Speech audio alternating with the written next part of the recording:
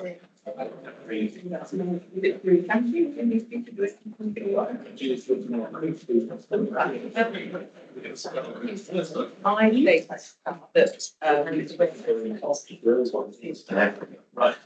of my stuff. Good afternoon, everyone. Welcome to this Trust Board meeting in public. Apologies for absence. I have got Thomas, Linda Story, our company secretary. Do you have any more? You've got a full house. Really good. And declarations of interest, they're all recorded on the website, unless anyone's got any additional ones. Ron? Yeah, I've been appointed to the council for PELC, Excellent. so I don't see it as a problem. I think it's the more the two organisations work together, the better. But I haven't notified it. It didn't come out on the couple of states. But, well, thank you for letting us know and good luck. We have got some of Catherine's nurse fellows here as well, so welcome to the meeting. I saw you sat kind of behind us, but if that's all right. And also, Godwin, welcome as a member of the public to observe. And welcome. Well, sorry, thank you. Minutes of the previous meeting held on the 4th of July. I wasn't here, election duties, general election stuff, so are there any matters of correction on these minutes? No? Thanks very much. On page 5 of the minutes, page 7 of our papers, paragraph 12.4, it talks about concern about access to emergency C-sections and additional theatre space. The issue wasn't access to emergency C-sections. The issue is access to routine C-sections and theatre space, so they don't become emergencies. So that minute just needs to be corrected. Yes, do that. Does anyone else have any corrections on the minutes? Yeah, I'll sign in the correct record. Next item, matters arising, none in advance. I'm looking at me, but we've not got any. Okay. So,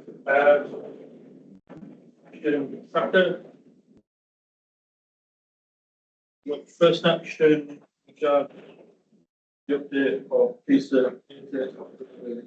proposed. 3 items not being reviewed. That's straightforward. Any comments on the action tracker from anyone? When a chair picks, we always get comment. Yeah, good.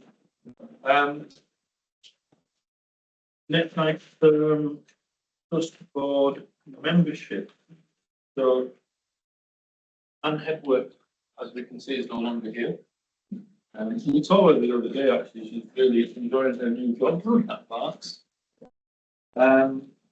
Also, I guess from my perspective, I sent an email around to Ned colleagues about Ned changes. So thank you very much for colleagues who are stepping up into into different roles.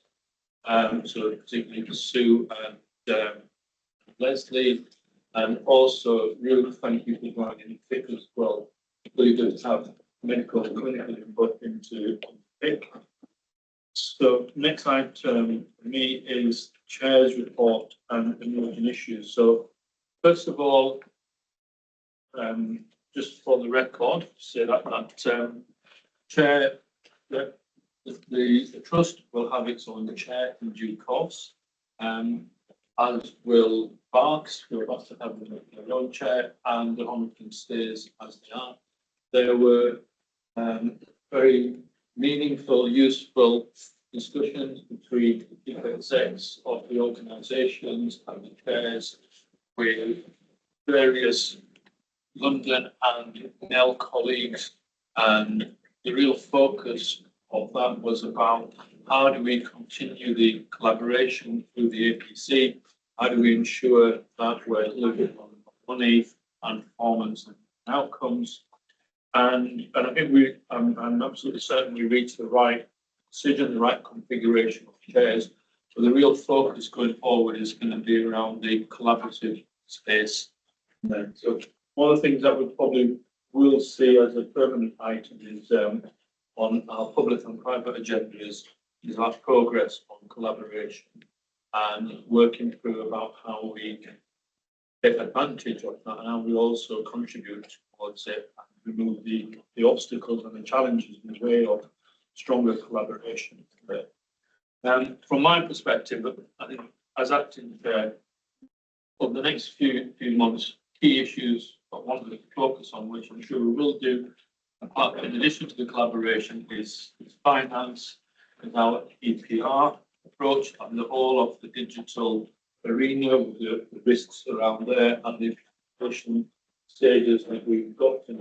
But also from the chair's perspective, the things I want to raise at Nell and London level is around the funding of our local health economy, but not just ourselves, but across Nell, particularly in the public health space, the GP space, the early intervention and prevention, also around ensuring that across our piece, particularly for us, that the investments that we need, and it's something that Matthew and I have discussed, into our ED for reconfiguring Queen's ED. There'll be a report here in due course on that, something that came on my agenda, and also how we play into wider government agenda around skills and employment and our role as an anchor institution. So those are my points. I will hand over to you. Thanks very much. Chair. Hello everyone. We've had, I hope everyone took the time to take a bit of a break over August. It's very much felt like we're heading into the autumn winter period, particularly some really quite high volumes of attendances. So, just to pick up a few of the highlights from the report in front of you. First of all, I wanted to say thank you to everyone who took part in the BHRT celebration and thank you events in July. We had fantastic participation from thousands of our staff across both sites, and it was also great to see well over 1,000 local school children coming along to find out more about careers in the NHS. And I think the event has ever left everyone with a really good impression on the kind of community we are within our hospitals, the kind of community we serve. And I think also, in no doubt, we really appreciate the work that our staff do to support our local patients, and I think it was great to have the opportunity to celebrate that as well. We'll hear a lot more about finance later from Mike, and the chair's already mentioned it, but anyone who's been keeping an eye on the news will know that the NHS is facing really significant challenges going into the winter. Trusts, I think, across the capital are really struggling to deliver on their financial plans, and I won't steal Mike's lines, which I often do in terms of the position so far this year, but despite some progress, we're still struggling with a really significant deficit, largely related to the number of staff that we're having to employ to try to keep the sites in good order. We've seen 5 of the Trust's 6 busiest months ever for emergency care in 2024. So July, which typically we hope to see a rather calmer time at the front door, was actually was the Trust's 5th day. So the kind of volumes that we're usually seeing in winter are continuing to come through the front door. That puts pressure on us in terms of staffing costs, it puts terms of pressure on services, and it puts pressure on people who might be hoping to get a bit of a break from winter pressures in July. It certainly doesn't feel like that. So I think some of the financial context is us spending money to try to make sure that the emergency performance wards and other services can cope with what continues to be very, very high levels of demand. That said, our ED performances continue to improve, as you'll hear later in the report from Fiona. But we are seeing some real bubbles, and I think this week at Queen's and King George, we've had staff working extremely hard to try to keep the departments clear and trying to keep people out of corridors and trying to get people the care that we need. We continue to see very, very long waits for mental health patients and for looked after children. We mentioned a child who was in our emergency 44 days in the report. Today, we've got a child who's in an A&E for 278 hours, waiting for local authority placement. And the next two longest waits we've got are 82 hours and 46 hours mental health patients waiting for beds before you get into the physical health patients who are waiting for admission here. So that remains a really significant source of pressure. Associated with that, of course, is cost as well, because those patients need specialist help. They often need registered mental health nurses or other specialist care to keep them safe as well. So these are all drivers. So that cost base, alongside being really terrible experiences often for the patients, and sometimes very challenging for the staff. We're often dealing with it. And I have to say that's one thing where I think I've been mentioning that now for the best part of 3 years. You know, it's as big a problem now as it was 3 years ago, it's probably more of a problem now than it was 3 years ago. And I think going into the winter, at the minute, there's no indication that that's going to cease to be a really significant challenge for us. So that remains a really, really significant concern. And some really good news, the Community Diagnostic Centre at Barking Community Hospital opened this summer. It's a wonderful facility. A really great asset actually for the Barking and Dagenham community, and people right across North East London are now benefiting from a number of community diagnostic centres. I think from the reception staff through to the clinical staff through to the patients, the sense of pride in what is a really good facility and a really first-class service is tangible. There's a lot of innovation there as well. You know, I know when we brought the CDC plans to this board around 2 years ago, for example, we weren't able to provide endoscopy there. Thanks to the work the team are doing here in transnasal endoscopy, where we're running endoscopy through your nose rather than through your throat with a much lower level of sedation. We're now offering endoscopy there. We're offering fantastic services around things like oral cancer alongside all the MR and CT and standard works there. So it's a really good combination of very strong traditional services and innovation. And I think great for the population of Barking and Dagenham to have access to a facility like that, because they are part of North East London. It's often been short-changed in terms of healthcare provision. And if you haven't been to see it, I'd encourage you to go along to it. I think what lots of the patients have said so far is it feels like a private facility. I think it's a shame that we think that good facilities mean it feels like a private facility. I think to my mind it's what an NHS facility should feel like, which is a really fantastic, bright, modern, well-lit building with the right equipment and the right environment for those staff and patients to get great care. But really good news, and I should give a shout out to Councillor Maureen Warby, who I think has been a real driving force actually for the population there to get the facilities they need. But we know the local authority, with Fiona Taylor as the Chief Executive, are really engaged and doing more work there, offering great quality healthcare.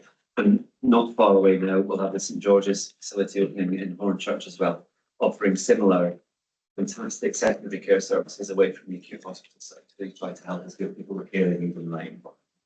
And the last thing I probably wanted to call out was just a couple of personnel changes. So we've had David join us as Chief Information Officer, and Fiona, I'm delighted to say, is now Deputy Chief Exec as well as Chief Operating Officer. And I think we're all feeling well. Great news for me that we've got the team smoking. But as some people have joined and changed, other people are moving on. So Mamta has been appointed Chief Medical Officer of King's College Hospital. So we want to offer her our congratulations in that appointment. Fiona and I, of course, are both ex-King's staffers. So we wish her all the best in our time at Denmark Hill and the Princess Royal. Show my money to fantastic. Yeah, hospital. So Mamta will be moving there relatively shortly, of course, the next couple of months to take up that post. And also, Catherine has announced her retirement. She'll be leaving us next summer after more than 9.5 years as our Chief Nurse as well. So there'll be some very significant, I wouldn't say huge, because I don't quite know how to do it justice, the contribution they both made to the organisation, but it does mean we'll be going out shortly to recruit for these 2 senior posts as well. So over the course of the next month or so, we'll have adverts out. We'll be looking for high calibre candidates for those posts as well. So I think that's probably enough from me, but very happy to take questions on any of the other material in my report. Thank you. Come on. Sue. So it's not a question, Matthew. I just wanted to augment what you said about the celebrations. I was fortunate enough, along with several Med colleagues, to attend them. And the impact they had on the staff that attended, the joy that I saw exhibited in the graduation ceremonies, the long service awards, just fantastic for the morale and sense of belonging to our organisation. And I really want to pay credit to all of you who pulled all of that together, but obviously in particular to Catherine, who absolutely led that with vision for delivering it. And I really hope we get to do the same next year, because I think it is a key part of supporting morale and developing our workforce. I thought it was fantastic. You can also give a shout out to Sean Green and his team as well. Absolutely, yes. Aged decades in the process, but for stick out. That's good. But just to echo what Sue said, I think all the events were absolutely incredible. And sitting on the stage as Sue and others did for the graduation event, just looking at the faces of our staff and the pride that they and their families have watching them, I just thought, putting them down and all of that, making a really big fuss of them was something really, really special. And, everybody in Kenya who's not here, did an amazing job on making that happen. The other point I wanted to pick up was you were about young people. I mean, the mental health one, as we hear, nothing seems to get any better. In fact, nothing seems to change, despite people saying that not us, but despite at a national level, people saying we put this and that system in, it doesn't make any difference. But the thing around young people, which is really, as you know, a year or so ago now, when visit paediatric ED and met a young person that's been in there for a significant length of time. It's both distressing for them and distressing for the staff. Although in some cases they see it as a place of safety, which is slightly depressing, but good that we are at least seen as a place of safety. And I just wonder, are our local authority colleagues doing all they can and understanding enough? I appreciate the difficulties they have in finding the right kind of accommodation, and we're probably safer than some other places a young person could be. But it just does not feel right that a young person is stuck in a room in A&E with the lights on all the time, because we can't find an alternative safe place for them. Yeah, I mean, I think, as Matthew said, that it is quite upsetting for everybody involved in the care of these children. I think the best way to describe any organisation's input in this regard is that it's all iterative. There's no one way of accommodating or managing the patient, the child's next place of residence. And I think what we've got is a lot of people working really hard in quite a difficult to navigate system that includes lots of providers, financial arrangements, safeguarding, and a multitude of different organisations. And what we know is that increasingly the acute systems or place of safety that's created by ED as becoming the lead negotiator, sort of advocate, not in the sense of social work, but as the coordinator of the next place of accommodation. So it's an imperfect world that we're living in, and there is no one single methodology that works. Every case is unique. I would say that everybody involved in this, and it's very escalation based, is deeply distressed by the lack of progress. And I think as a health service, and certainly as an ICB, but even wider as a regional level, my personal feeling is that we should get together soon to find more streamlined ways to help and support these types of pathways. Thank you. I guess it's probably not to embarrass Matthew, but worth putting on record that we have amongst us started Matthew as HSJ's top chief executive of the year. So congratulations on behalf of Just, the last two people who got it no longer work. Chair. So, Are your kids treating you with due respect for that now? Yeah, yes, with due respect. Thank you. Yeah, excellent. No, Mike, we're really proud of what you achieved. Some would say the only way from there now is down. So we're well aware of that. And also, I guess, we've got on record that Jack, right, the Right Honourable Jackie Smith, the awesome and brilliant leadership that she provided to our trust and the Barnes Group. Want to do some brilliant, fantastic stuff in the government, but she was chair when we needed that stability, help create a stable organisation that is performing really well and most improved trust. Is that 23-24? Yeah. Yeah, 23-25 as well. So on the record for Jackie's achievements, and I know that many of us have seen her later this month to in person thank her for a huge contribution. So on to item 10, acute provider collaborative update. Thank you, Chair. And just to probably echo those comments on both Jackie and Matthew, and I think we should also just say that thank you for stepping into the breach. I think it's what, 3 minutes notice? Yes. Immediate effect. So no, thank you very much, on behalf of colleagues. So just as a short paper on the APC, there's been a bit of a hiatus as we've talked through some of the changes, but people will recall we had a 3-way board session, which I thought was very constructive. From that came 3 new work streams, which Matthew, myself and Baz, the CEO at the Homerton, will lead respectively on high quality clinical services, access to care and sustainable financial models. So that seems to have landed quite well, both within our collaborative with the Integrated Care Board and also colleagues in London, the right areas to focus on. So those are getting up and running. And I think as Mahbub said at the start in his introductory remarks, the changes in sharing arrangements for the trusts is not to indicate a row back on collaboration. In fact, it's exactly the opposite. It's actually to accelerate collaboration across the bodies, and it'll be quite clear in the advertisements and job descriptions for the 3 new chairs that collaboration is there by default. It's expected for those chairs. So that'll be quite formalised through that appointment process.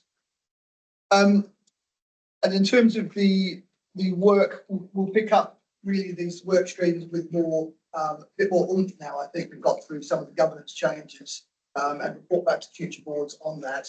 And we just give some thought to further 3-way board meetings, get the best value of something. That's quite a lot of effort for the boards, but there was quite a lot of value in the discussion, typically involving non-executive directors. So we think how we do that. And there's probably also a sense to pick up with Janine and other colleagues around, is there an organisational development component of that? There certainly is for the kind of executive side, but also involving board members, which will come back and get some views on. Chair. So that's kind of where we are. The board has asked a note of report, happy to take any questions. Anything to add? Or we open it? No. Open up to discussion. Someone. So I guess what I'll probably add to that from we had the very last of our collaboration committee meetings the other day. A sense of opportunity to reflect back over the last couple of years on what's been achieved and what progress has been made that then goes into the APC.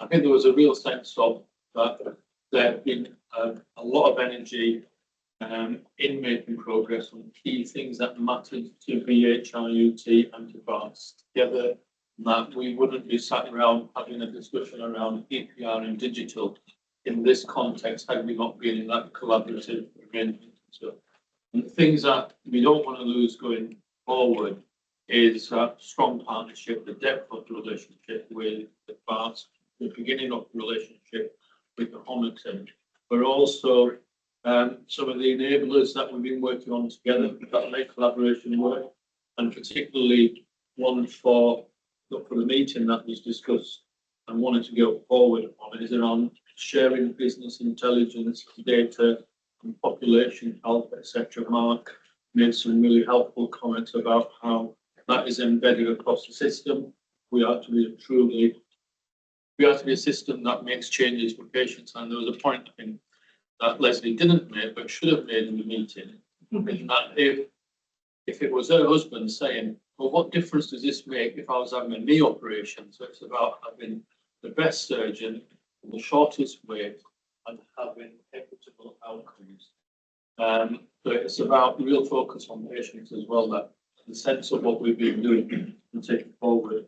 Yeah, Shane. So one thing I should have added is that although we're changing the model for the individual sharing of the trust, there was an appetite that the joint non-executive arrangements we have currently working should continue. And in fact, further thought should be given with colleagues from Homerton about whether there's potential to look across all three trusts in some way as things come up. So I think that's something for us to consider.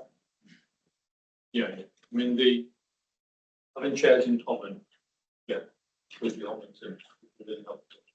That's it. Sorry, let the record reflect.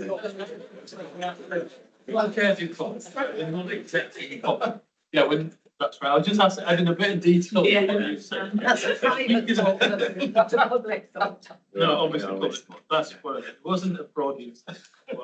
The bit that I guess it's worth picking up around it is that the challenge of it that we discussed the other day, and I'm sharing the board here, is that in order to deliver against those key priorities and themes and developing programs that sit below them, get that change happen, we do need to have a resource there. It's not going to be goodwill that's going to make that change happen and to deliver those new pathways, etc. and stuff.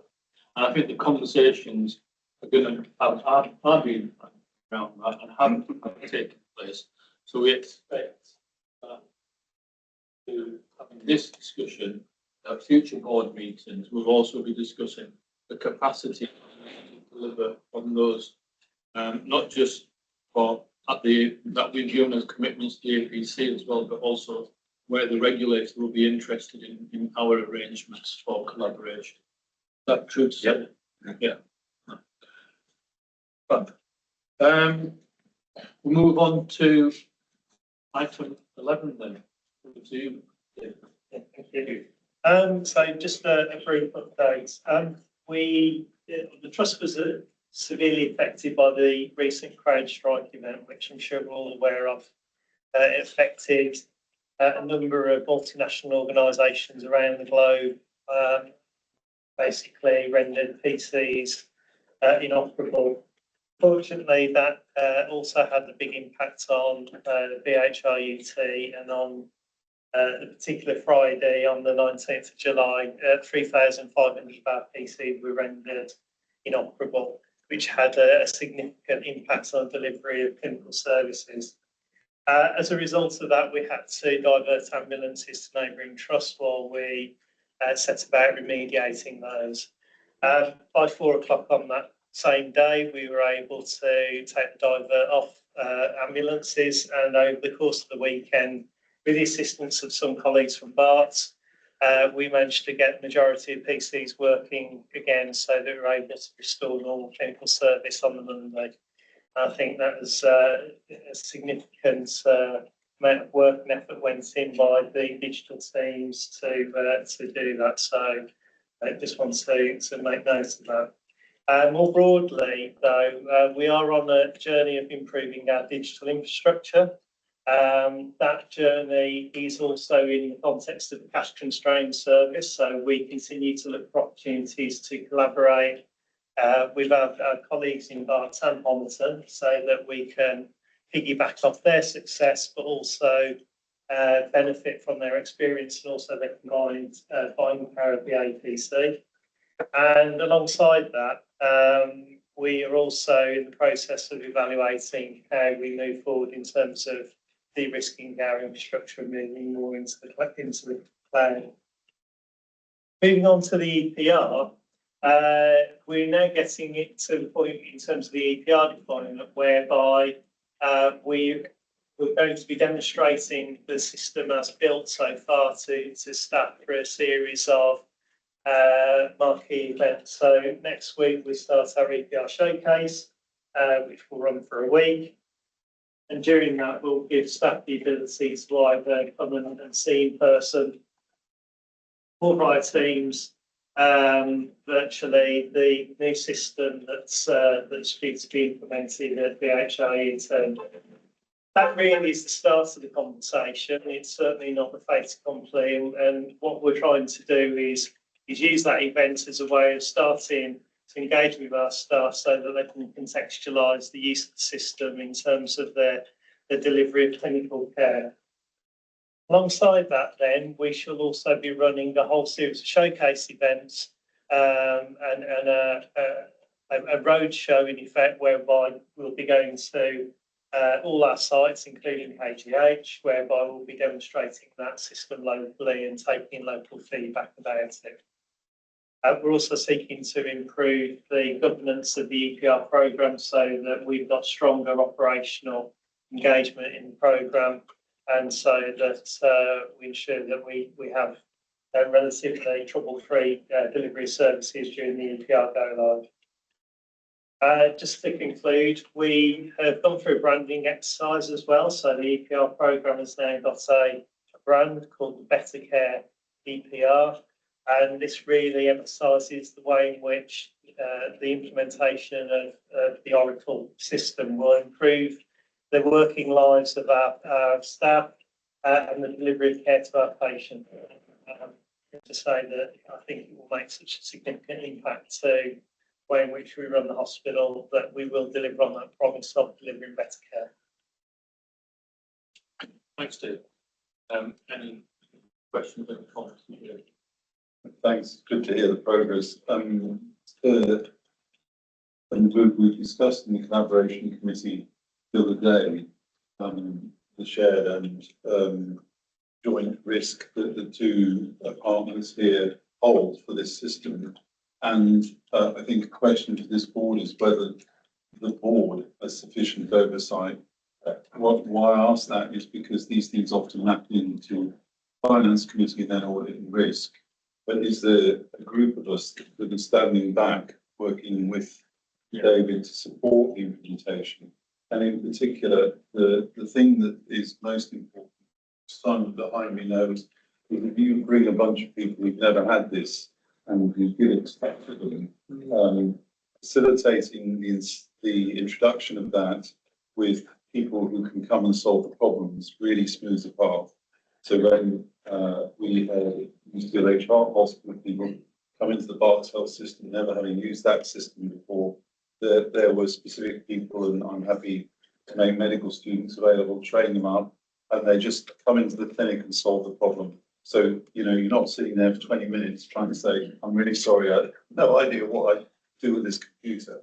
And that is one of the ways in which we really do win hearts and minds. There's quite a lot of things I don't doubt you're thinking about, but I just feel that this is such a big thing that we probably need to help David and Matthew a bit more than we're doing. But I'm not sure I have the mechanism in my head, but I think because of the, you know, the commonness with which NHS IT transformation runs into challenges, and now we have even more external threats than ever, like this one that happened. It seems to me that it's the moment to put some more oversight around it. I think it's for the executive to say how we could help you in doing that. And I think it's not just the BHIT thing, it's in Berks Health Centres as well, because the past history of these things can be go very well and nobody notices brilliant infrastructure, but they say nothing, it all happens and nobody complains. Or they go another way where people complain for about 5 years about it. And that's the more usual way with this type of thing. But I mean, David, you may have different views. But thank you. Thanks for that, Mark. I've got a couple of other colleagues, moms too, who have also in the case. Let's take the all together. And so Sue, David, thank you for the report. I'm going to diverge ever so slightly because I think the answer to Mark's question, Jackie suggested we were going to have an oversight group, so it might be worth updating us on where we're at with that. I just wanted to draw the board's attention to the fact that for the first time, we are now seeing performance data relating to our core IT service. And that's quite a significant step forward and will enable us, I think, to become more secure, more resilient, more robust in our IT usage. So all credit to David for beginning to introduce that. But it does then beg the question for us as a board, what does good look like? So I would really welcome data, information, opportunity to understand what good looks like and where we are sitting in terms of our maturity against that and what areas we need to be addressing to make sure that when we've got this new fantastic system, we aren't let down by our infrastructure and we aren't in a position, for instance, if something does go wrong, that we've got very robust business continuity arrangements that are tried and tested. So I'm not expecting you to answer that now, David, but you sort of opened Pandora's box by beginning this reporting to us, and I'd like to see that in the future, please. Thank you. So my comment is, as always, coming away from the trust of it, is about the community stakeholders. It wasn't kind of really mentioned in the report. I think it's going to be really key for us as a trust to engage our stakeholders. And it's interesting in that most of the stakeholders are way ahead of where we are. But I think that could really help our staff. It's one thing us as a trust training them and say everything will be fine. And frankly, they won't believe you half the time. But it's quite another people that they feel is at a level with them, also in health, saying, actually, we've been doing this for the last 10, 15, 20 years, and these are the benefits that you're going to get from it. But it will also allow some outreach of help that hopefully would take some of the pressure from you. And I know this also links in with other committees, and apologies for this, I've completely forgot the name of said committee, where we're trying to work towards some digital solutions about how we share information out. I do think that's all part of this. Probably should just be cited in the same report. Well, I'll save some of the comments because I know we've got part 2 discussion on this as well, haven't we? But I think I was going to make a similar point to Sue, which is that's about whatever we call it, oversight group or something. But we have on both sides NEDs who have particular expertise in this area. And although it comes to committees and although it comes to board, there is that level of slightly more detail when we get a committee and we get a board meeting slightly more frequently, where there would be a real benefit, I think, both for the board in terms of delegating some of its members to help get that assurance, but also for you in terms of the support and that link through to the key committee people. You know, there's obviously people like Ruth who have got a lot of expertise in having that smaller group. I think would be really helpful.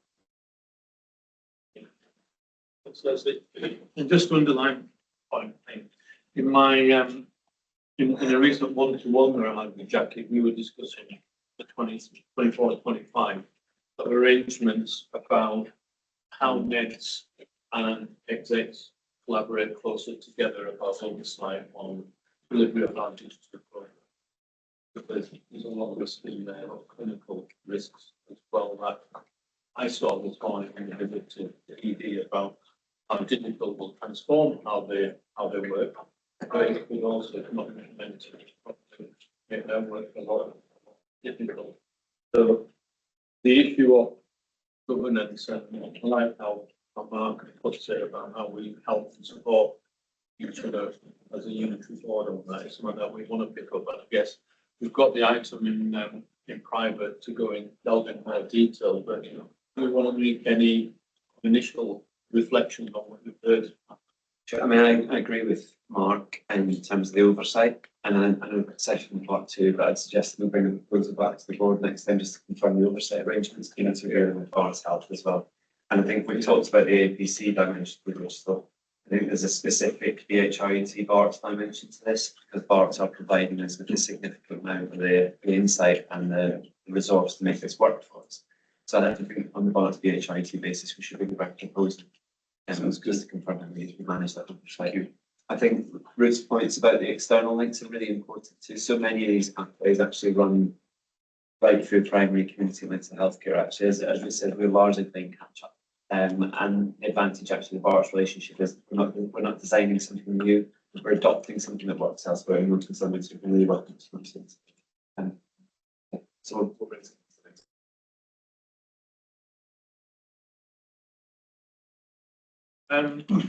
Item 12, Quality Assurance Committee report. Martin, thank you for stepping in. Yes, Hilary sends her apologies, as colleagues know, she's only been recently appointed and she had some pre-existing plans that couldn't be moved to attend today's meeting. In her absence, I'd like to specifically comment on the areas in the report, assurance. And the areas I would highlight include the what's going on in the specialist medical clinic group. It has partial assurance because in broad terms, people the process are okay, but there's work to do to improve what's going on.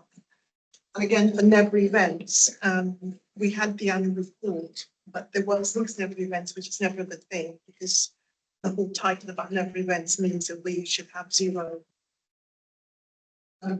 There are some training issues relating to the combined safeguarding work that's going on that we know are currently being addressed, but there's still work to do. And we know that there's further work to do so that we get better coverage with the national clinical units.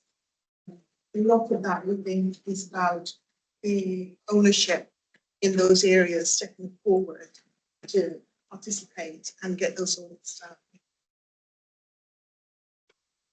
One of the, well, not one, I'd like to actually highlight areas where we've had significant assurance in the last meeting.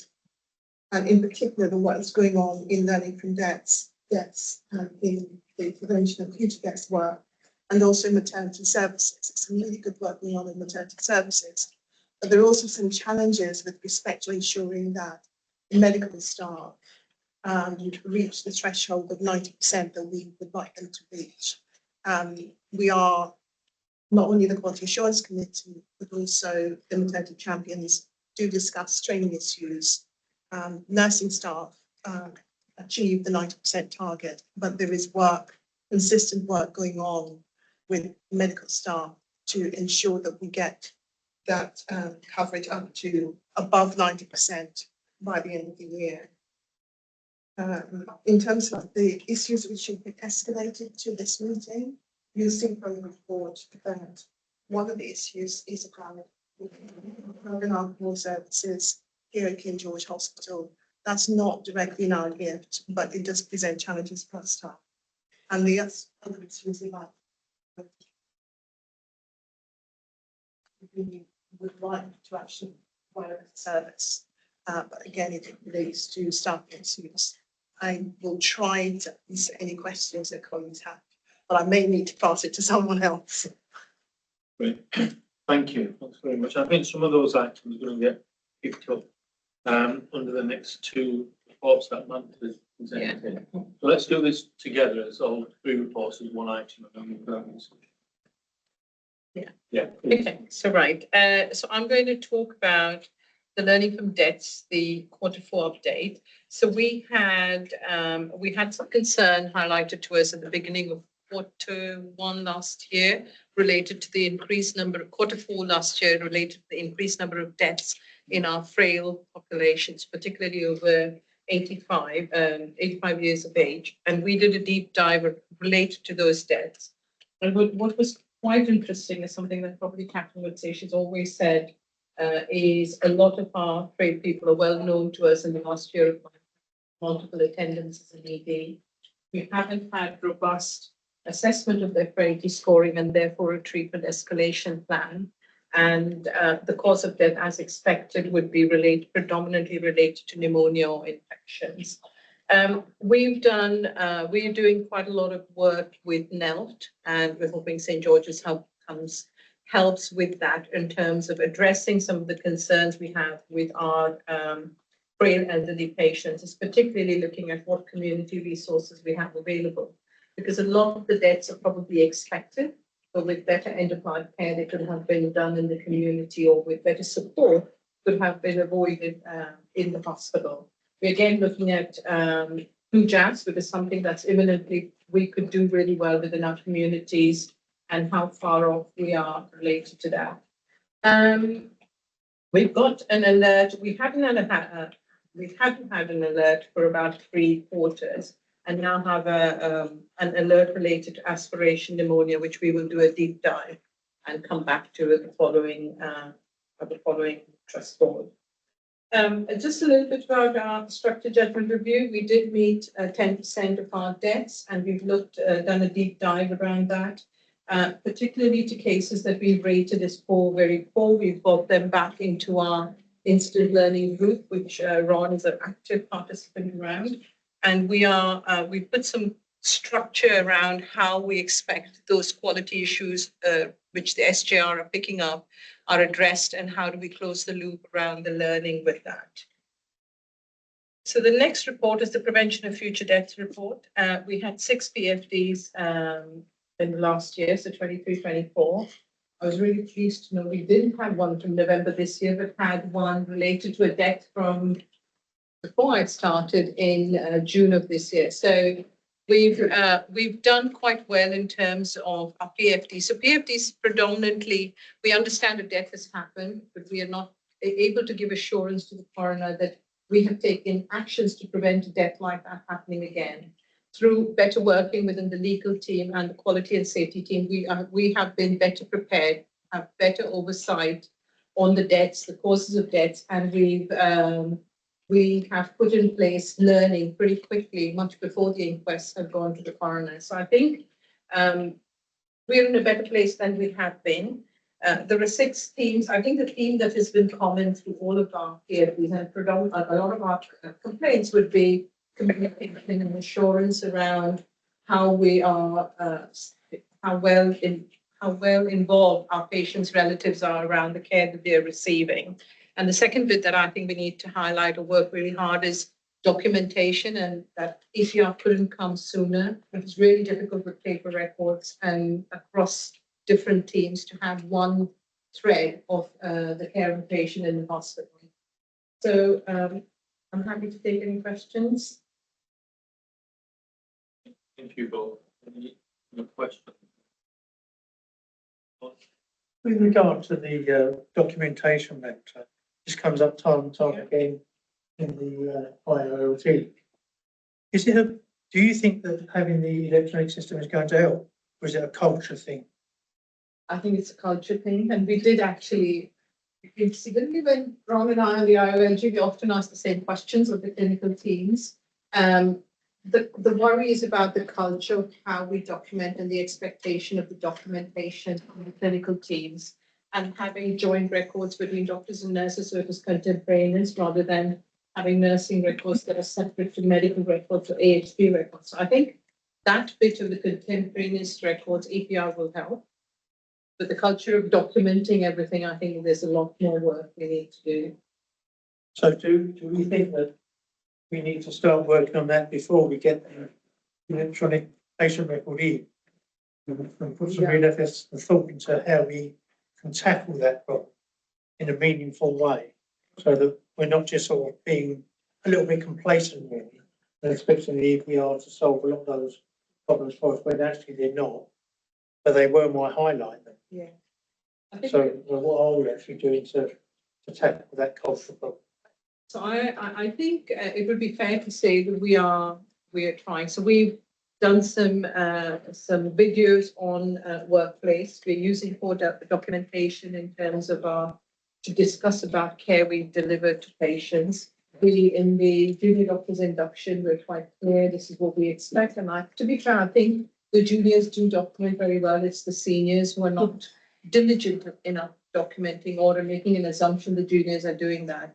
So it's a multifaceted approach to getting it done. Are we doing enough? I get a sense that probably not, because every IOLG we get something related to documentation, but we are making an effort.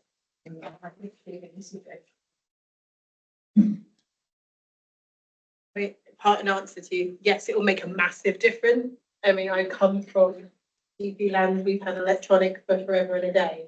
And there are so many safety measures within electronics. So if, for example, I put in pulse rates were particularly high, it will be prompting me to write more because it will say, well, is this person really sick?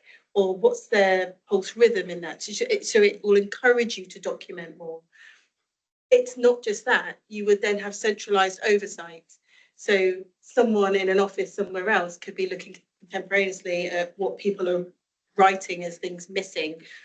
And things like sepsis pathways are just going to be so instantly obvious if they're not filled in, and that can be centralized. So safety wise, it's huge. How much work you do now and how much work you do, I think, once it comes in. Personally, I think it's coming so soon that what we don't want to do is teach one culture about writing and then try and almost tip all of that again into electronic. I think there'll probably be a bit more wasted energy there.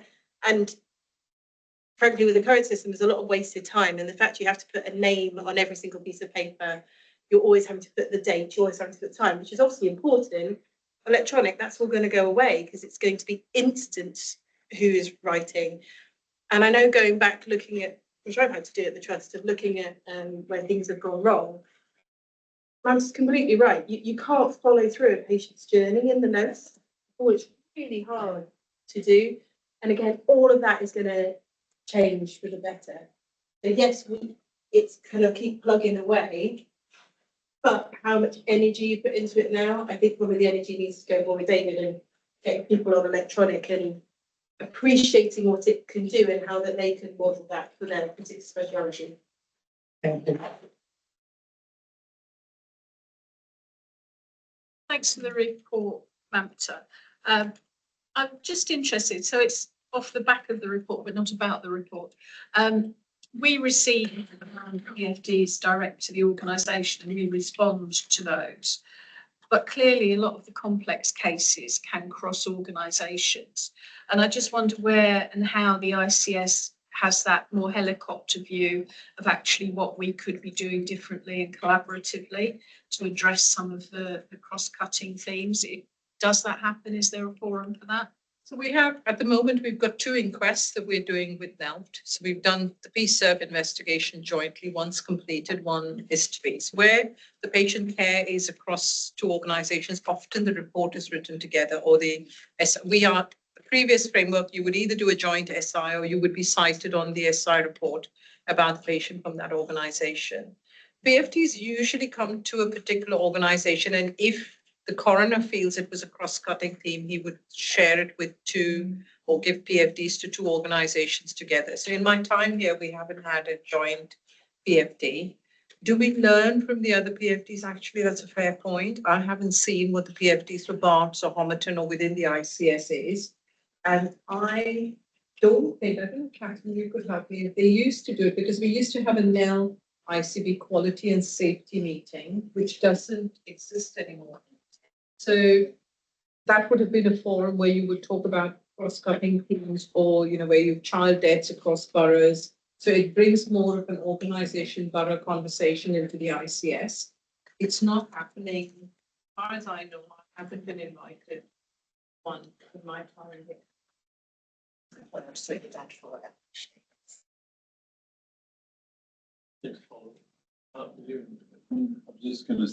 thank you for your report, Mamta. There's obviously multiple factors that are at play here. One thing that the issue of frailty is a really massive problem, and not only a cause of avoidable admissions, but also a cause of serious harm and loss of life. Jointly, Barts Health and Queen Mary have just launched last Friday our new academic centre for the ageing, and we've appointed 3 leading professors who, one is a frailty expert from Nottingham, who leads most and has driven most national guidelines on frailty. The second one is an old age psychiatrist who focuses particularly on delirium, which is a common feature after surgical anaesthesia in the very elderly. People who were functional in their own home environment, had some mild memory loss, become quite disabled, confronted with a major challenge like hospitalisation and an anaesthetic. And then the third element is orthopaedic recovery.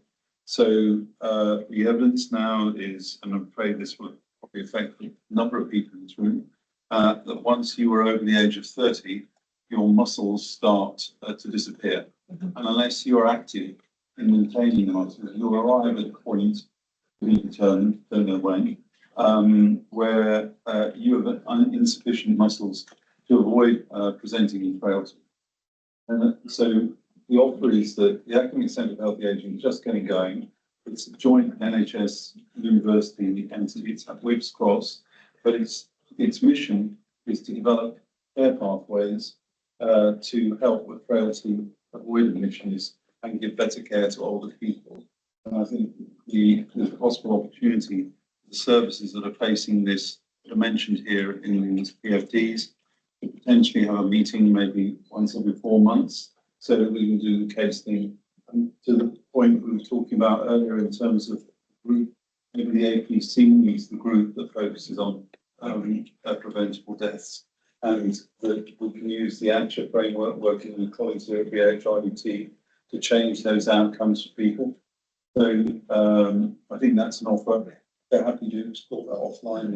And then the other thing that I think comes out of this is that I think Ruth is right. The electronic prompts are pretty helpful.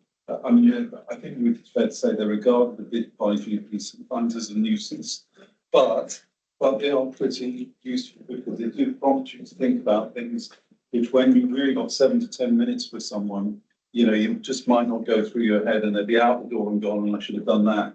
So I do think when we look at this, and just to draw your attention, we will hopefully plan a seminar for BHIUT and Barts Health on the subject of some of the AI systems that are coming in to help with this. So the UCLP work that's been going on has been looking at how AI can mobilise home care teams from one section of a borough to another section, or even, dare I say, to cross a borough boundary, which I know is kind of almost impossible to do. But they have been mobilising resources to keep people at home, where they tend to feel safer and better, especially with memory problems. So there's a number of things we can do here that might lead to a healthier entry point to this type of care, and then avoid deaths. So just thank you very much, Mark. I think the offer is most welcome. In terms of working together, we at BHR are working with NELT to run an integrated frailty service under one umbrella, where all of the services that relate to frailty within our 3 boroughs would be have one reporting line, which means that there are gaps, and in some places there are big gaps, and some places we are overlapping. So it's a waste of resources or an inefficient use. And we're working through plans. As soon as St. George's Hub is open in a couple of weeks, we will come back with some concrete plans around what that is. We've done a directory of services. We're trying to get more of our clinicians engaged with the community, because that's when they will work in the community rather than bring them into hospital. The second bit around delirium, I think absolutely spot on. We need to work now, because I think it's not just for our post-op surgical patients, it's the patients with a longer length of stay who are already delirium and have delirium as a baseline. So not only do they lose their independence, physical independence, they probably leave worse off than where we are. And we contribute to the length of stay in trying to get them back to baseline, which is not possible. So I think I would really welcome that.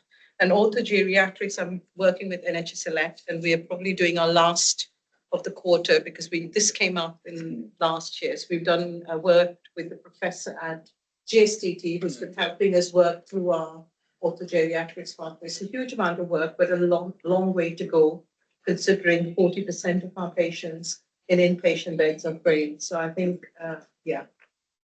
Thank you. Thank you. Thank you, Mark, for that offer. You've helpful. And Madam for your response. It seems that future part two development items, strategy discussion could be around reality, ANI, early intervention, prevention on that. So let's see. We'll watch closely the development of the centre. I think Waltham Forest Council are closely working with that. They are, but just to emphasise, this is not meant to be just Waltham Forest. No.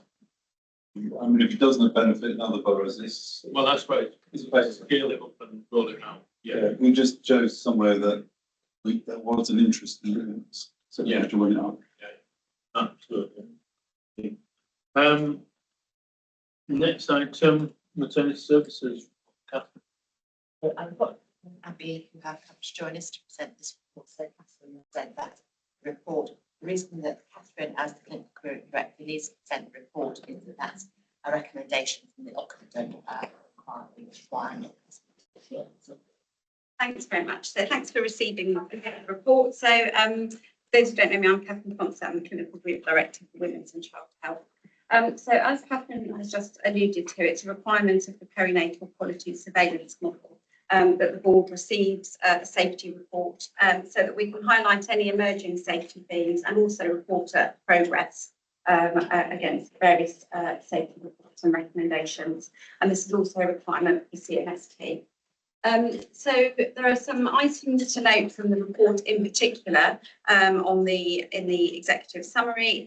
So a particular note, there were 9 perinatal deaths in Q1. And just to note that all of those deaths have been reported in line with the requirements, and all of those reports and learning is being shared with parents. Previously, we had noted a theme around interpreting and translation services, but we were really pleased to see with the intensive work that we've done around that. In Q1, there were no care or service delivery issues related to that. We have been having a huge focus within the clinical group on health inequalities. And so we've been doing a large bit of analysis around outcomes for our global majority mothers, particularly looking at trends, for example, where we're seeing poor outcomes according to indices of deprivation. And you'll see the figures there that although only 8.4% of total births, which is this population, they did have a disproportionate poor outcome, and we're doing a large bit of work around that. The crude stillbirth rate was in line with the national average, and there's been no change in that. And the stillbirth rate nationally is 4 per 1,000 births, and in our trust in Q1 was 4.37 per 1,000 births. Thinking about learning from our poor outcomes, you will know that there's the MNSI who replaced HSIB, and there are certain criteria for cases that need to be reported to MNSI.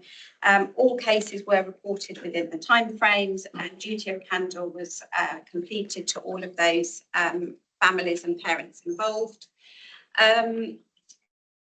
Amongst those group, there were 4 babies that were transferred for therapeutic cooling. 1 case was subsequently stood down as being a concern following some further investigations, and there were 2 perinatal deaths that were reported. So all of these cases will go to MNSI, they'll have a thorough investigation, and then as a clinical group, we will look at the safety recommendations and develop action plans for those. Looking at the number of incidents within the maternity service, there were 703 incidents reported. This was a slight increase from the last quarter, which we actually take as a positive thing, because it means that people are reporting incidents, and you will see the breakdown there of the number that were moderate. There were 6 PSIIs declared in maternity in Q1, and we've looked at some of the themes to those.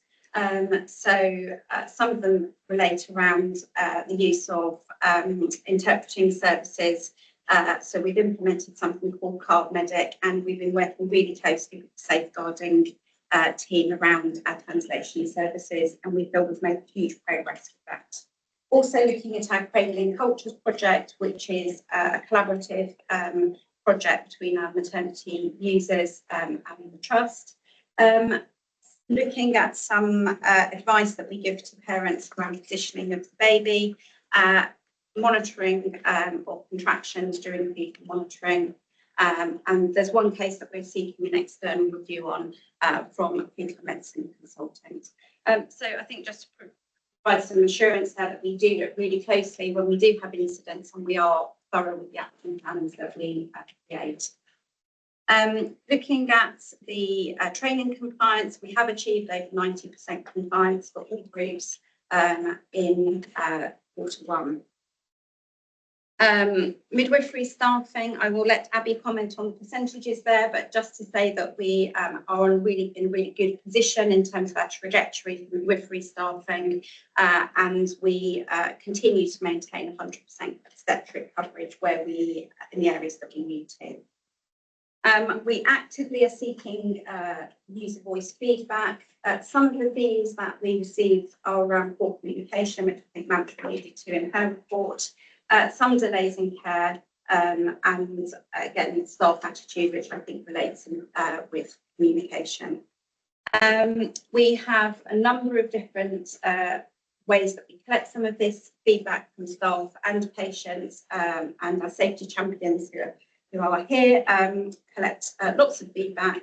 The issues that we've identified through those floor walks are related to demand and capacity around the obstetric theatre. We've got a work stream in relation to that. Temporary access to IT systems from agency staff. Again, we have put some measures in place to address that. We were really pleased that staff did feel that the usage of temporary agency staff have relieved some of the staffing pressure that they're under. And a non-executive director has undertaken safety champion walks, and I'm sure we'll want to comment on some of her findings. So we continue to make progress in terms of our combined maternity action plan. We've got a number of actions that do remain red, including, amber, including improving our culture. And as you know, we've got an extensive culture programme in place in maternity. In terms of the Ockenden requirements and saving babies' lives, which are two of the recommendation reports that we have to work against, we're doing really well against those, and I don't have anything I particularly want to bring to note. We look at our avoidable term admissions to the neonatal unit, and we actually found in the last period that we looked at, we only had 3 that were deemed unavoidable. So that's really good, because that means that we're not unnecessarily separating mothers.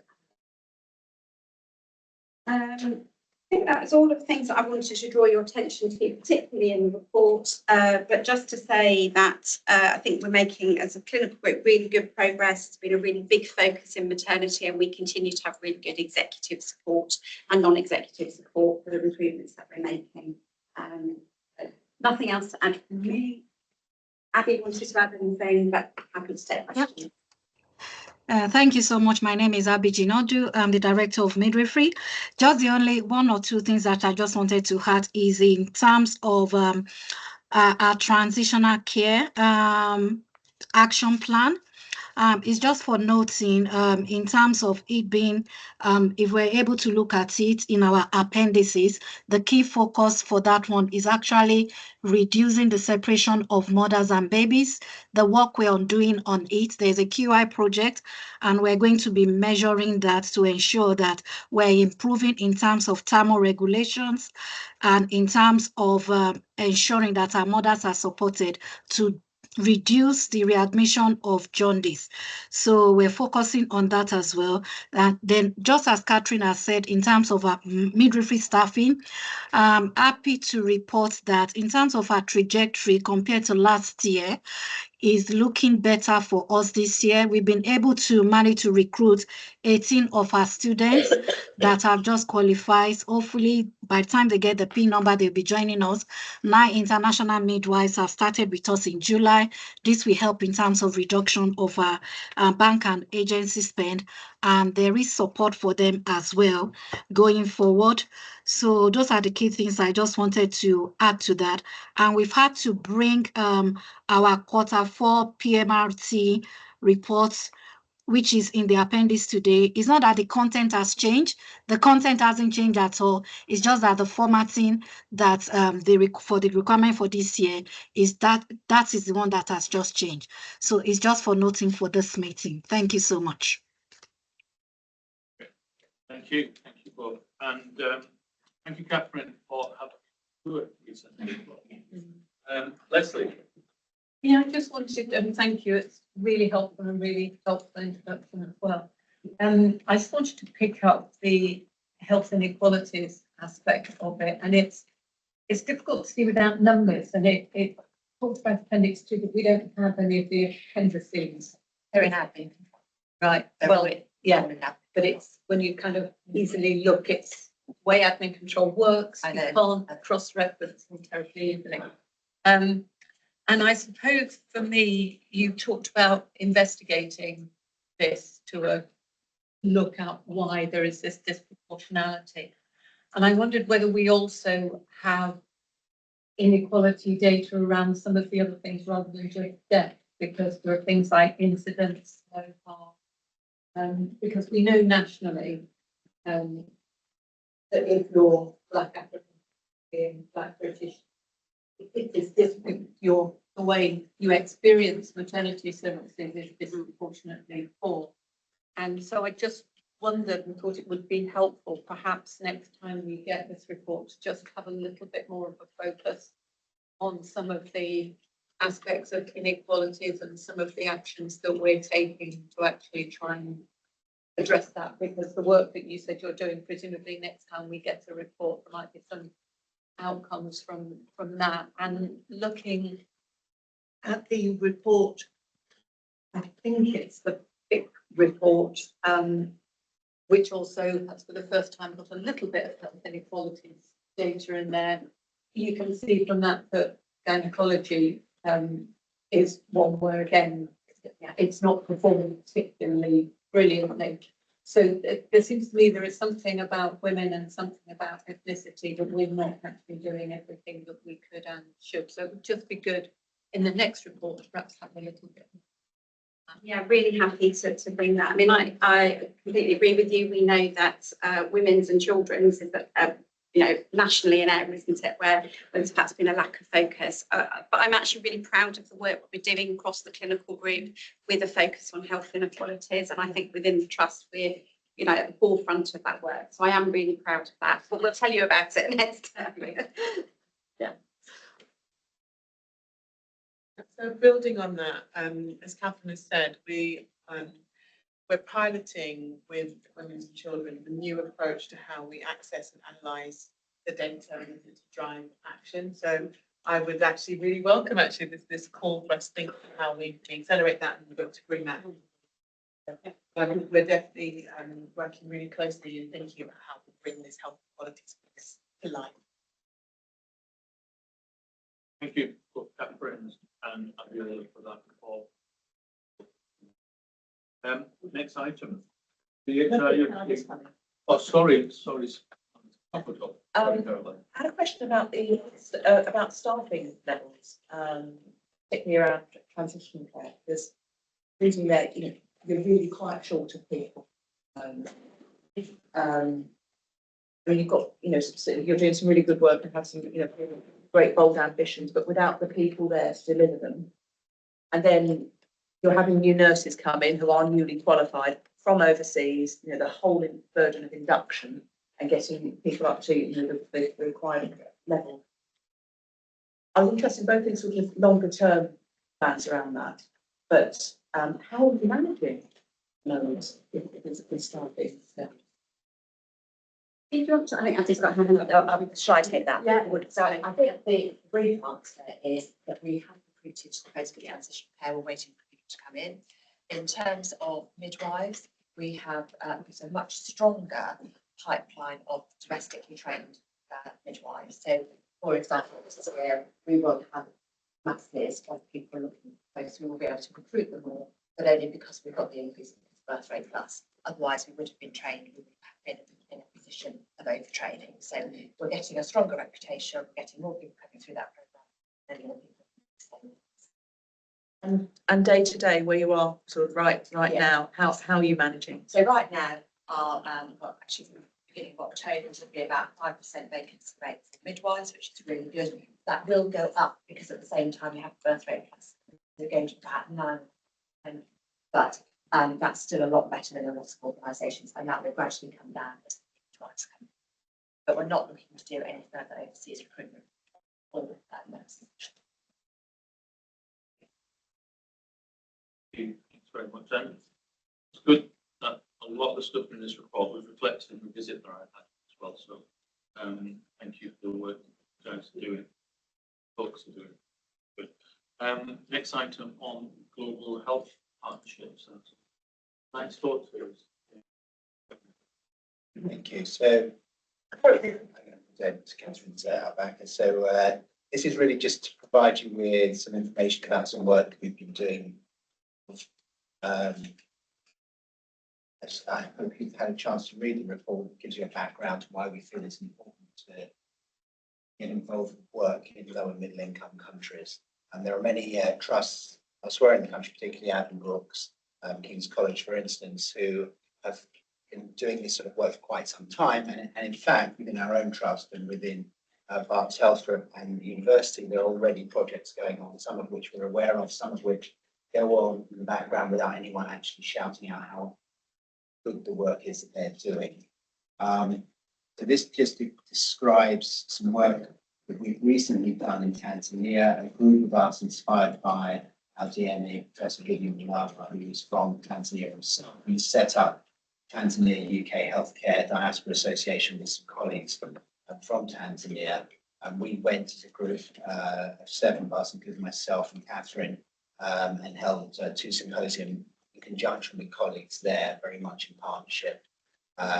One in Dar es Salaam and one in Zanzibar. These were very successful, and there are ongoing projects emerging as a result.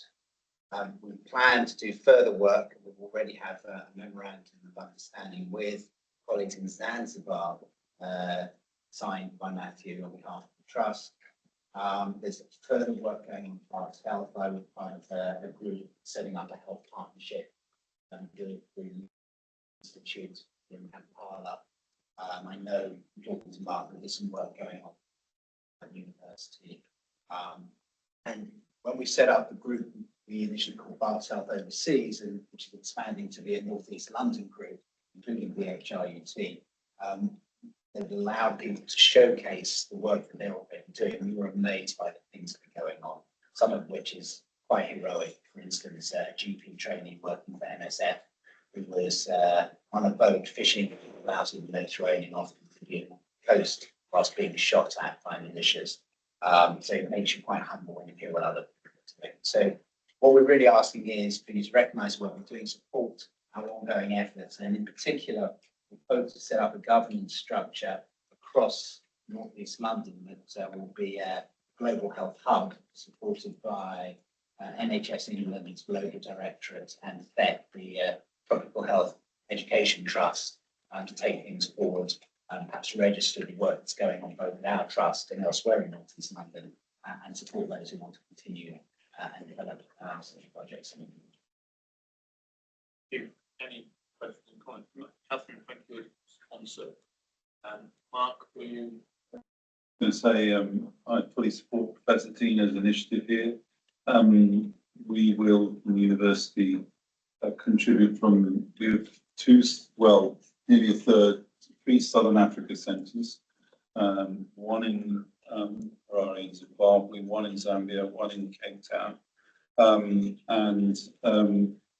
These centres are staffed by our academics and their clinicians in the local hospitals there as well. And the types of endeavour that Andrew describes are done, and he actually used this word when he talked to me about it before.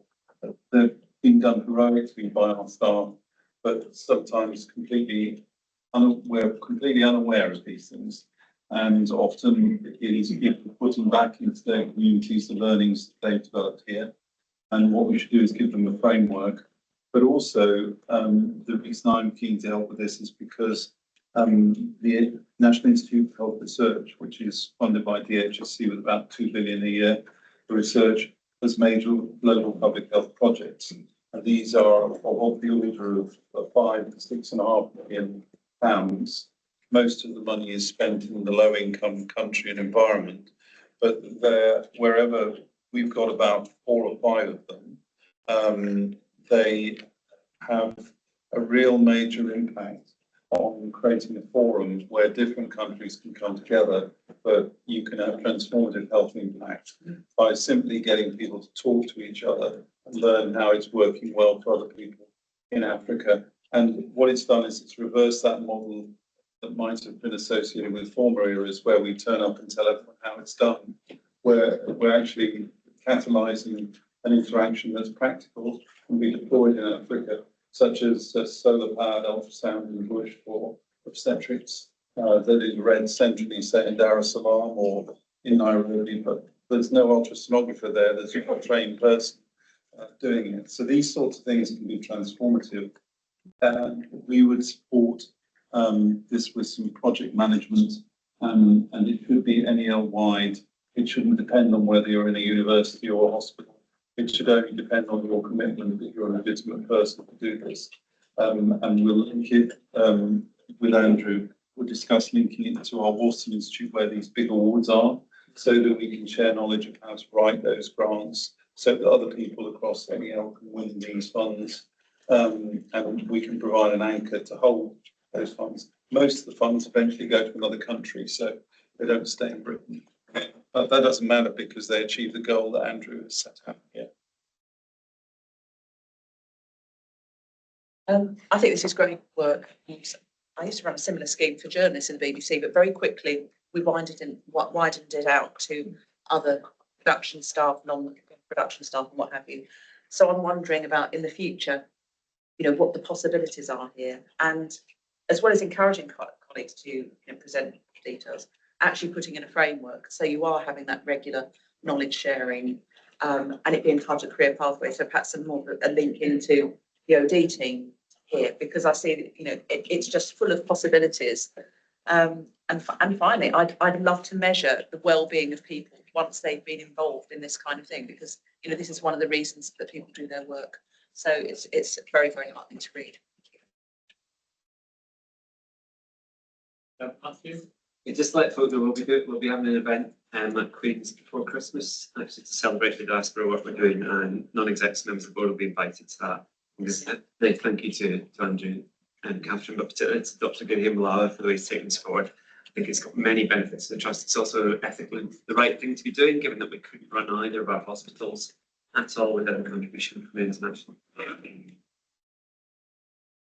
No, that's good. I look forward to the event, and thank you for this and to update on that.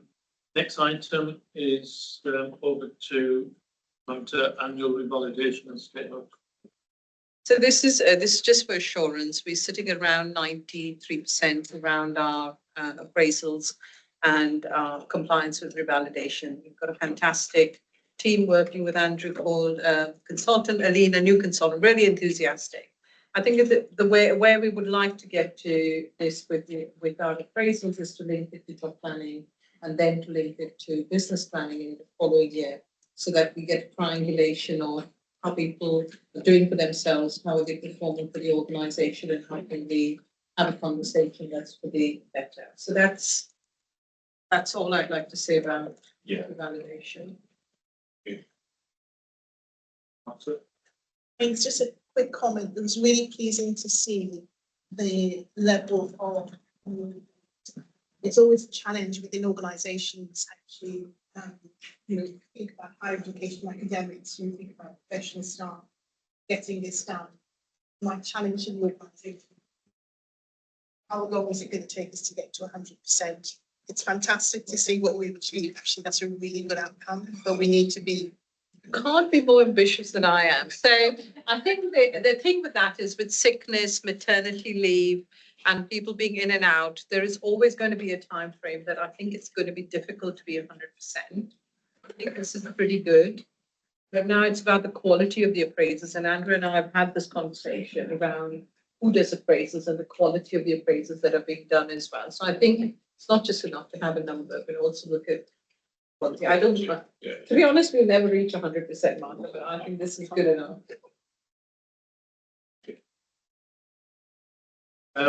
Integrated quality and safety. So I'm just conscious of time, Chair. So what I was going to do was just pick up a theme from each of the 5 domains.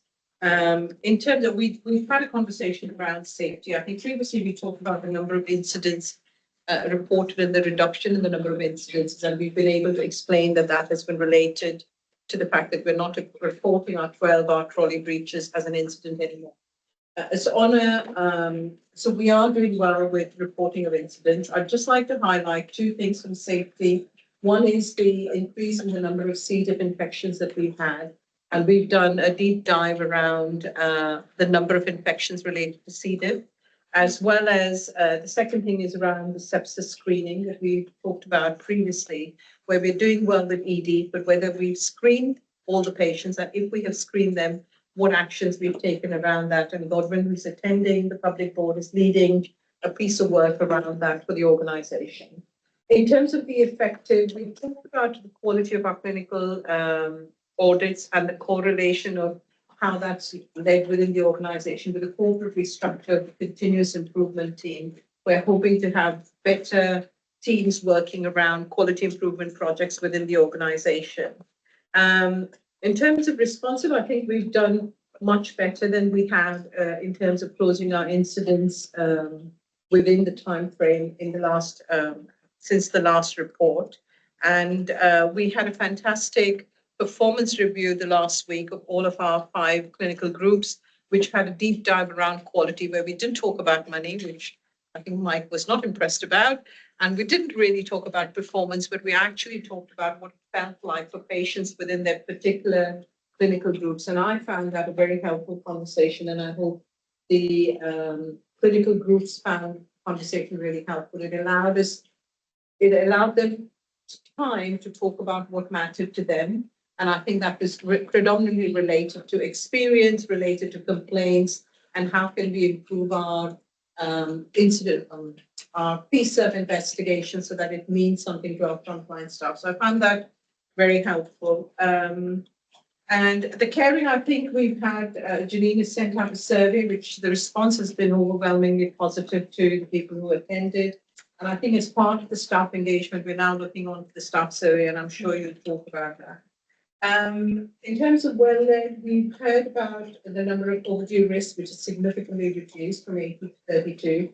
Kerry, who's our who's now been appointed substantively as our new director of quality and safety, has done a huge amount of work related to that. We've had an external review done with Linda and Kerry around our risk framework maturity. So we've looked at all of our risk and how we are capturing that, and we'll bring that back to a future board with the output of that report. I think we're meeting with the external reviewer next week. So that's, I'm happy to take questions. Thank you. Any questions, any comments? I'm very comprehensive. I don't think you've left any opportunity for questions there. On to the next part of our meeting, covering people and culture. Janine. Yes, I can see that Paul has joined us online. Hopefully he's able to turn on his camera. So this is the Green Speak Up annual report. It feels like only yesterday we came and gave you the mid-year report, but we now have our annual report then. So I'm going to stop talking in the interest of time and hand over to Paul. Thanks, Janine. I'm sorry that I couldn't be there today in person, but unfortunately I've managed to damage my knee, so I can't travel at the moment. But the latest board report that you've seen covers the annual Freedom to Speak Up accounting period from the 1st of April 2023 to the 31st of March 2024. The total number of cases brought to the Guardian Service in this period was 171, and this is quite a healthy total, approximately 30% higher than the average rate being recorded by other trusts of a similar size. It's also in line with what we've seen at BHR over the last 3 years. The National Guardian Office and the Guardian Service are both in alignment on the view that one of the most important factors for generating these type of healthy numbers are the amount of investment and promotion given to the Freedom to Speak Up route. And it's quite apparent that all of the work that we're doing, all the work that the Trust is doing to try and promote Speak Up, and the positive experiences also shared by word of mouth by staff to their colleagues, they keep continuing to bring people to the Guardian Service, and it's definitely having a positive impact on the numbers. The majority of staff chose to speak up to the Guardian Service because they felt that they were not being listened to, would not be listened to, or were fearful of potential detriments happening to them if they spoke up via other internal channels. It's also common for staff to check that we're truly independent, as this does appear to give some staff some extra comfort that it's a psychologically safe space to raise and truly open up about their concerns. A few years ago, it was more normal for staff to be quite scared about being identified as a source of a complaint, or in fact raise any sort of concern. And many were so fearful, in fact, that about potential negative consequences of being identified, that they decided to withhold their name even from the Guardian. The data relating to this confidentiality shows that there's been a real significant reduction in staff wishing to withhold their name from the Guardian, dropping from a high of 39% in 2021 to 2022 to 14% in 2022-23, and is now running at 4% for the period covered by this report. The data also shows a more than 50% increase in staff giving permission to escalate with their name attached. And this could indicate that there is a growing trust in the Guardian Service option, and of course the value of Freedom to Speak Up in general at BHRUT.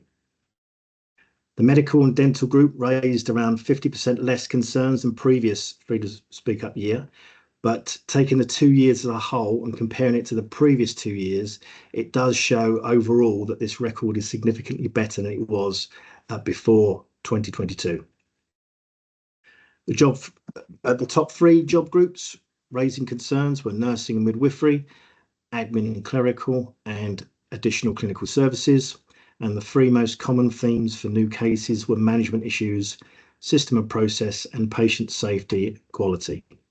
All patient safety cases were obviously escalated and responded to swiftly with various measures to attempt to address those concerns.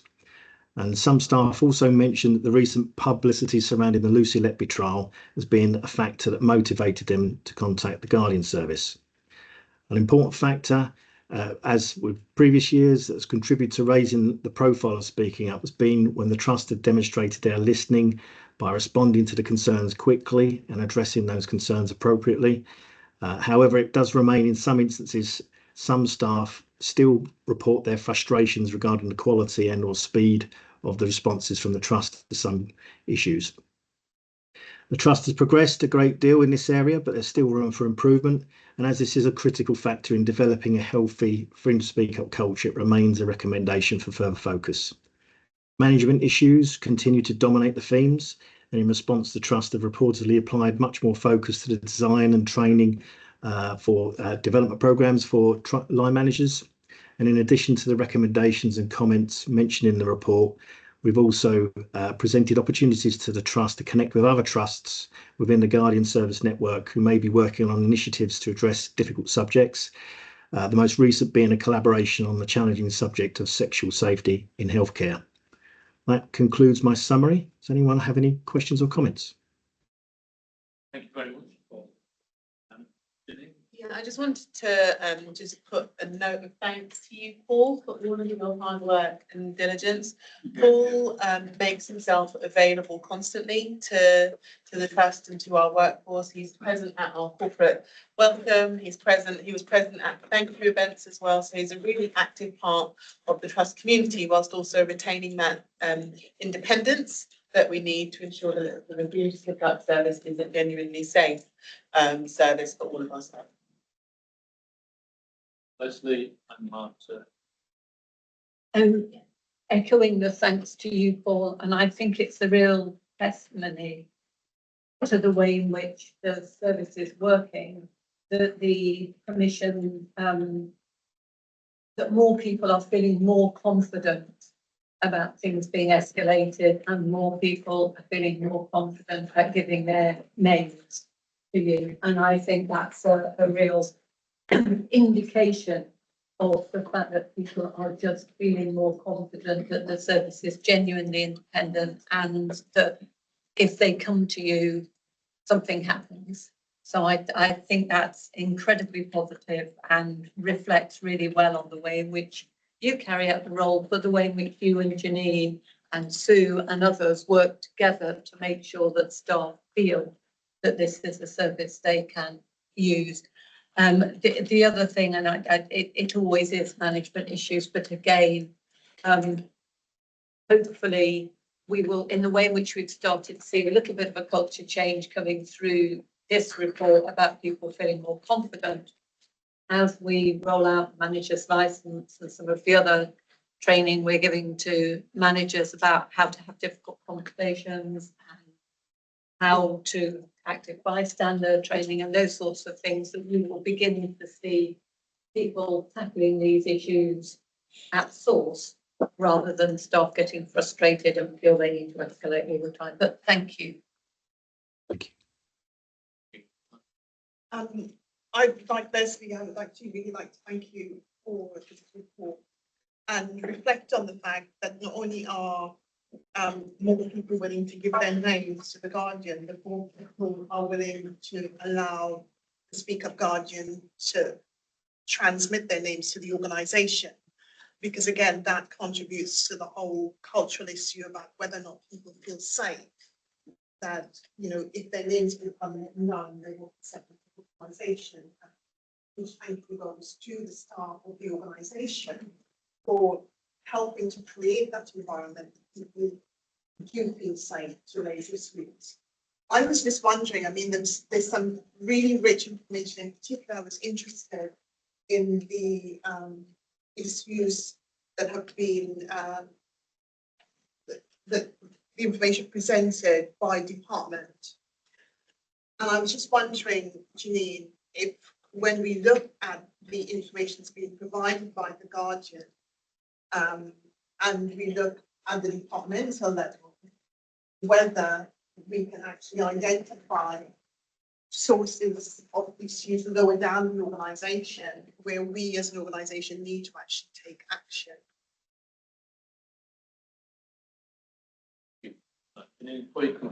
Caroline. Very quick point from me, particularly under system and process. Some of the points there about a perception of the need, things like that, and it's followed up with staff members discussing concerns confidentially with the Guardian, help them understand. And I think that's a real benefit of this service. You often think about sort of, that sort of, where things can end up going becoming much more serious, but those have been avoided through, perhaps it's an unintended benefit of the service, but from that communication. And there will be things that people, they may come and talk to people of culture or whatever, but that unless you hear it from an independent, trusted person, they won't necessarily believe it. And I think that that's a real value from the service that isn't all, isn't conventional. Yeah, so just picking up, I'll start with Caroline's point. I think that's absolutely true, because my reflection has been is that being kind, giving a response doesn't necessarily mean that the response is a yes. And so Paul and I, in our check-ins about some of these responses, it's we test our policies and our processes, and it might be that sometimes the answer is actually it has been followed exactly as it should be. And so then Paul and I will have a conversation about how then do we go on and further support that individual to accept the outcome. So I think we've had a few of those, haven't we, recently? And then on the point about the sources of data, so the work that we're doing now in thinking about our organisation culture is recognising that we've got lots of rich streams of information, and thinking about how do we pull them together and triangulate them. And so in our monthly review, one of the things that we do and test is, are we seeing trends coming through in any of our clinical groups? How then does that tie in with what we're seeing from our other sources of information, whether that's from what we're hearing from our junior doctors, what we're hearing in staff survey, as infrequent as that is, what we're hearing from our OD teams and their intern teams. We're really triangulating that, and our OD team now hold what they call their hotspot dashboard, which basically has color coded our different ward areas, enable us to deep dive and try and get ahead of things.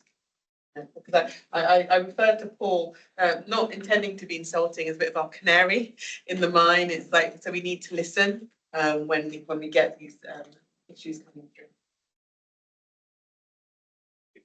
And Paul, thank you very much for the work taken on behalf of the board. Having this service arm's length does give that confidence to staff on that impartiality helpful on that. Sorry if you can't hear me well. I'm struggling a little bit to hear you. Sorry. It's great. Thank you for all your work. I really appreciate it. Having an arm's length service, we can see that it's delivers benefits that are for our staff and for us to give the board assurance on that. So look forward to your regular reports. I'm a member of PCC, so you come there and report there as well. And thanks to Sue for being out on leave on proxy as well. So on to next item, workforce race equality standard and the disability equality standard and gender pay gap. Janine. Yes, so I'm bringing this to board as the final stage. We are required to publish our RES data and which is our workforce race equality standard data and our workforce disability equality standard data. This is information that is generated using an NHS England template. Recognising, and I will call this out, I won't go through the paper in detail, recognising that due to the demographics within our organisation, the RES doesn't necessarily serve us because it still uses that very blunt bucket of BAME, so Black, Asian, Minority, Ethnic, and not BAME. And so when we look at the stratification of our workforce, we recognise that given that the majority, for example, in our race pay gap, the majority of our senior doctors are actually in that BAME bucket. And so that means when you look at our ethnicity pay gap, it looks like actually if you are white, you are paid less than the pay gap is oriented there. But when you further stratify that data and you remove the doctors from that, it shows that actually we do follow very similar trends to the national picture. And so I've started a separate conversation with our national colleagues to understand what the next evolution of the RES might need to be.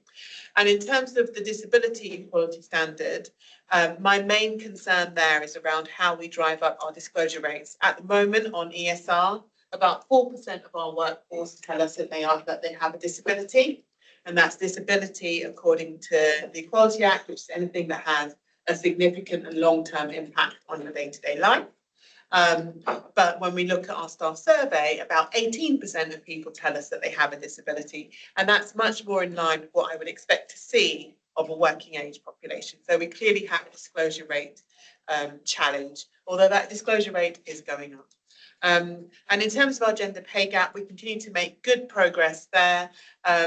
We have an ambitious target of getting it to around 16% by next year. So that means I'll be reporting that in 26 because we're running a year behind. Ambitious 3% drop we need to make. So we're on the journey, but I won't go into it in detail because I'll take the paper as read. Take any questions. Thank you. Leslie. It's more comments. It is disappointing, and we do keep all over this particular piece of data in every PCC, and it's something I know you, Chair, look at every meeting, and if you're not there, then Caroline and I feel we need to raise it on your behalf. But it is the relative likelihood of white staff compared to BAME staff being appointed from shortlisting, and if you look at the detailed data we get, the drop down from when you apply to when you're shortlisted to when you're interviewed to when you get the job, your percentage opportunity or chances of getting that job are much higher if you are white than if you are not. And we have talked in PCC about taking a range of measures to actually support staff through that interview process and to work with people that are unsuccessful at interview around supporting them. Because we've done a lot on the other side about not allowing now people to participate in interview processes and panels not be able to go ahead unless they actually have EDI reps and unless people have been properly trained. But there is also something about supporting people through an interview process because people might not have been interviewed for years and years and years. And it's a bit daunting. You haven't had an interview for 10 years to suddenly face an interview. So there's something about how we support staff. And then I just wanted to comment on some of the WDS metrics. I think it is deeply shocking, something we should be really ashamed of, that the figures about the number of people who feel that they disabled staff, who feel they've experienced harassment, bullying or abuse from their colleagues is getting worse. And that is just something that we just should be ashamed of that, and we should be working really hard to make that better. And similarly, the number of staff with a disability who feel that we provide them with equal opportunities for career progression and promotion. Again, that's something we think about. I'm pleased that there's been an improvement in people feeling we've made adequate adjustments, and I know the role that Rose Gale used to chair the staff network is now in, and hopefully we can continue with that role because I think that role is really valuable in actually helping us to retain those staff. And then finally, you talked about people declaring their disability status. It's a bit disappointing to see that colleagues in bands 8C, 8D, 9, medical and broad are the highest categories of staff who have not declared their disability status. And I thought from the leadership perspective, maybe we ought to encourage all those people at a senior level to declare, because that's the way you get other people to do things. It's called leading by example. So maybe the next time we see this, it would be nice to see that bigger change with a little bit of leadership from the top. Martin. Oh, sorry, I thought Ruth was next. I wasn't concentrating. Huge thanks for the report. Does this report get published? Yes. In which case, can I just say that in paragraph 4.3, the line on consultants, line on work, a little bit of numbers, and just as the percentage there didn't look right, and I'm happy to talk to you after the meeting about what it should be. I was really pleased to hear the comments Leslie just made with respect to what was happening with appointing staff, because I was actually going to ask whether or not we had more information as the process progresses. I think one of the learning from another organisation I'm involved in, this whole issue about people who haven't had or been part of an interview process for a number of years is really quite important. And the sense that they think they know how to deal with the interview and getting across that message if we can, that some kind of support that we can put in place in terms of coaching or mentoring in preparation for an interview is really important and does make a difference when people actually take it up. And I think if we can collect that information and feed it back into the information loop, we will hopefully we'll see that more people take up that support and we get better outcomes in terms of the appointment process. But I was really pleased to see this. Leslie's already made comments on this. Thanks. I'm going to comment on the same paragraph. I also noticed the map. The trend thing, particularly in the colours that are chosen, I kind of think, and what? Because what does it actually mean? Because there's some that have gone, we've actually got very high Raymond percentages, and because they've gone down by maybe 1%. But generally, it's a context. It doesn't really make sense, does it? I'm interested, like that you've managed to do something that I picked up on the next bit, so table 2, where you said that actually it's got worse, the staff experiencing, but it hasn't, but it's because the years are inverted. Yeah. So 23 is first rather than at the end, so you don't see the trend the right way from left to right. And in which means that also means your red trend, the indicator line is also wrong, and that's actually a green trend. But it doesn't read well, particularly for publishing. I think it's important just to switch it around. Thanks. First of all, thank you for bringing this here. I mean, people do the best.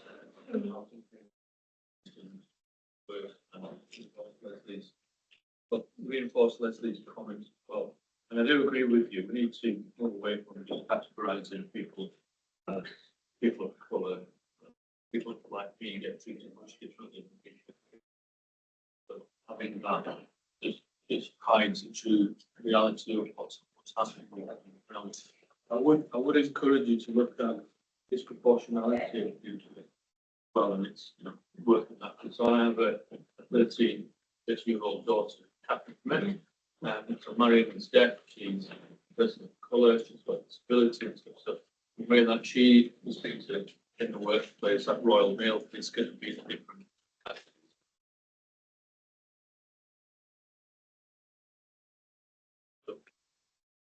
Not wanting to create lots of work out, getting the data right and understanding what sits behind the data and lose the point of the so what question.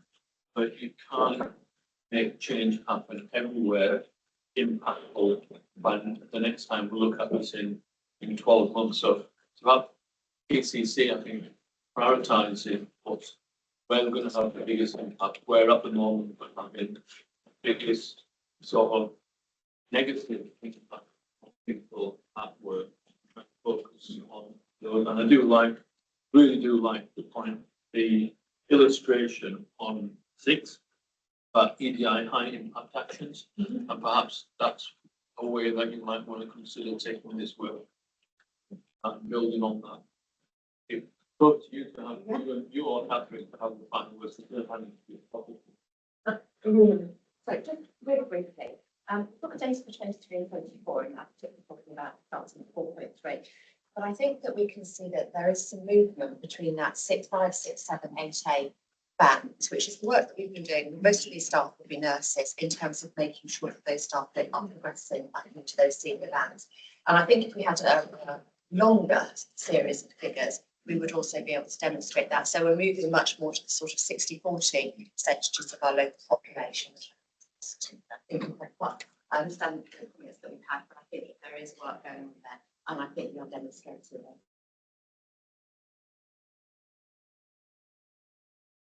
So I think this has been really useful feedback in terms also just starting from the formatting. I think we need to do another pass through around how we're presenting this data, so it's much clearer what we're trying to show in terms of the trends, and just doing a double checking of the percentages. The problem with the colours is I think some of it is driven by the national expectation that if BME is the target of growing BME, if BME dips, then the colour dips. But the problem that we have is that, as we talked about in terms of our demographics, we need a bit of a rebalancing in some of the posts so that it's actually representative of our populations. And I think that's part of the challenge we have here. So we will take that away and go and have a look. I'm really pleased, Marta, to be able to say that I can say yes to your ask around mentoring and careers, because absolutely enabling people to take control and feel empowered about access to interviews and being supported to go through the interview process is something that we know is crucial. And so we've actually introduced a couple of different things. So we offer interview shadowing now. So we've got a cohort of staff who've said that they're interested in progression and they want to see a bit more about how to do interviews well. And they're invited to come in and sit and shadow and watch other people get interviewed and then have a debrief and a conversation afterwards about what they've observed. We also have careers mentoring at the moment. We're training up a cohort of mentors to be able to support people in having career conversations and support them in thinking about how they get ready for that next move. So yeah, we're definitely doing that. And then on your final point around intersectionality, absolutely. And I think this is part of my comment about the res not serving us, because it doesn't enable us to do. So we do that ourselves in PCC and in other forums, but in terms of having a report that calls out actually what is my experience as a Black woman, very different to yours, Mahbub, as an Asian man. Possibly, but what does the data say around that? And are there any trends that we need to be looking at as an organisation? So I think we're going to be at the forefront of some of this more generally just because of the demographics that we have in our organisation. And yeah, the point that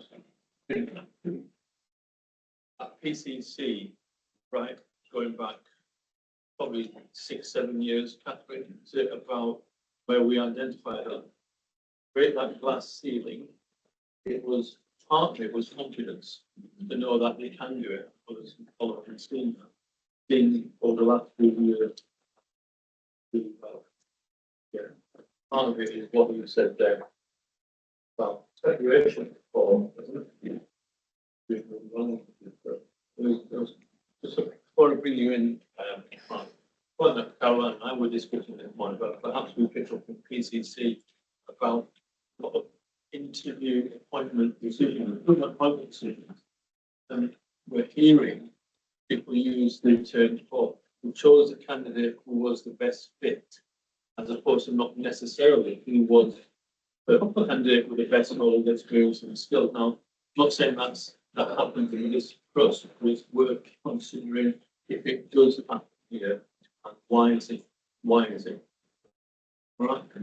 I'm just going to say, I strongly endorse the points made about through the process. We gone back 10, 15 years, we would have had a very white European student body now. First year in our medical and dental school is 81% of people who self-assign as being from diverse communities. And that came about because students, they work a bit with the staff, the students spontaneously, 200 of them every year go out to schools and they assist young people across East London with their applications to university, demystifying the process, saying, you know, no, don't say that. I know you want to say that, but if you say that like that, this is what it means in our world, and allowing them to navigate. So we've changed demography, and 17% of our intake now are from East London. We do have problems with certain boroughs. Our own immediate borough, Town Hamlets, the education attainment at sixth form level is not what it needs to be to get into medicine dentistry, but we've agreed to work with the mayor and his team to try and improve that. But unless there's an affirmative, and I don't mean tokenistic, please don't think that, but an affirmative process to help people. Wherever you go, doesn't matter whether it's the health service, university, somewhere else, people who are from diverse communities do not survive the application process. And unless we're going to affirmatively change that, it'll never change. It won't happen spontaneously. And that part of this, in our experience in East London, has been the high deprivation school boroughs. I mean, schools have such a lot to do that there are certain life skills that some people just miss out on. And they're not going to acquire those without initiatives. So where I usually and I would we're probably doing this, but I'd have a team of people who are helping everyone who doesn't get through a process to be ready for the next process, and sooner or later they'll break through. And if you do this in probably 3 or 4 years, you'll have changed the demography. I mean, the metrics will look very different. So I won't take up too much time, but I appreciate you indulging me, Chair. So on that point, I think there are a couple of things. So there's what we can do for our staff who want to go to the next level, and that's careers mentoring and coaching support, but also recognising the role that we play as an anchor employer. And 66% of my workforce live in the 3 boroughs, and probably a significant proportion of them go back to areas and communities that are socioeconomically deprived. And so thinking about what we've done this summer, so that social capital point you're making, number of young people never get to go to the beach, never get to see the sea. What can they write about in you know, the personal statements and so on? And so things that we've done this summer, we've offered 3 trips to the beach, 3 coaches, 200 plus members of our staff and their families jumped on a coach. We had a waiting list. We could have filled the coaches several times over with families wanting to go to the beach. So I'm thinking what more we can do in that space that helps us to bridge that social capital gap, and that will help more young people be able to fill out interesting personal statements about stuff that they've done. Thank you. Thank you very much for that really useful discussion. Finance and operational performance. Sue. Thank you. So the Finance Committee has met twice since the last board meeting. A large amount of the matters that we considered actually come direct to board, so I'm not going to go over those twice. I would just like to highlight a few things, however. Firstly, in terms of financial performance, we remain off plan, and Mike will talk to you about that more fully.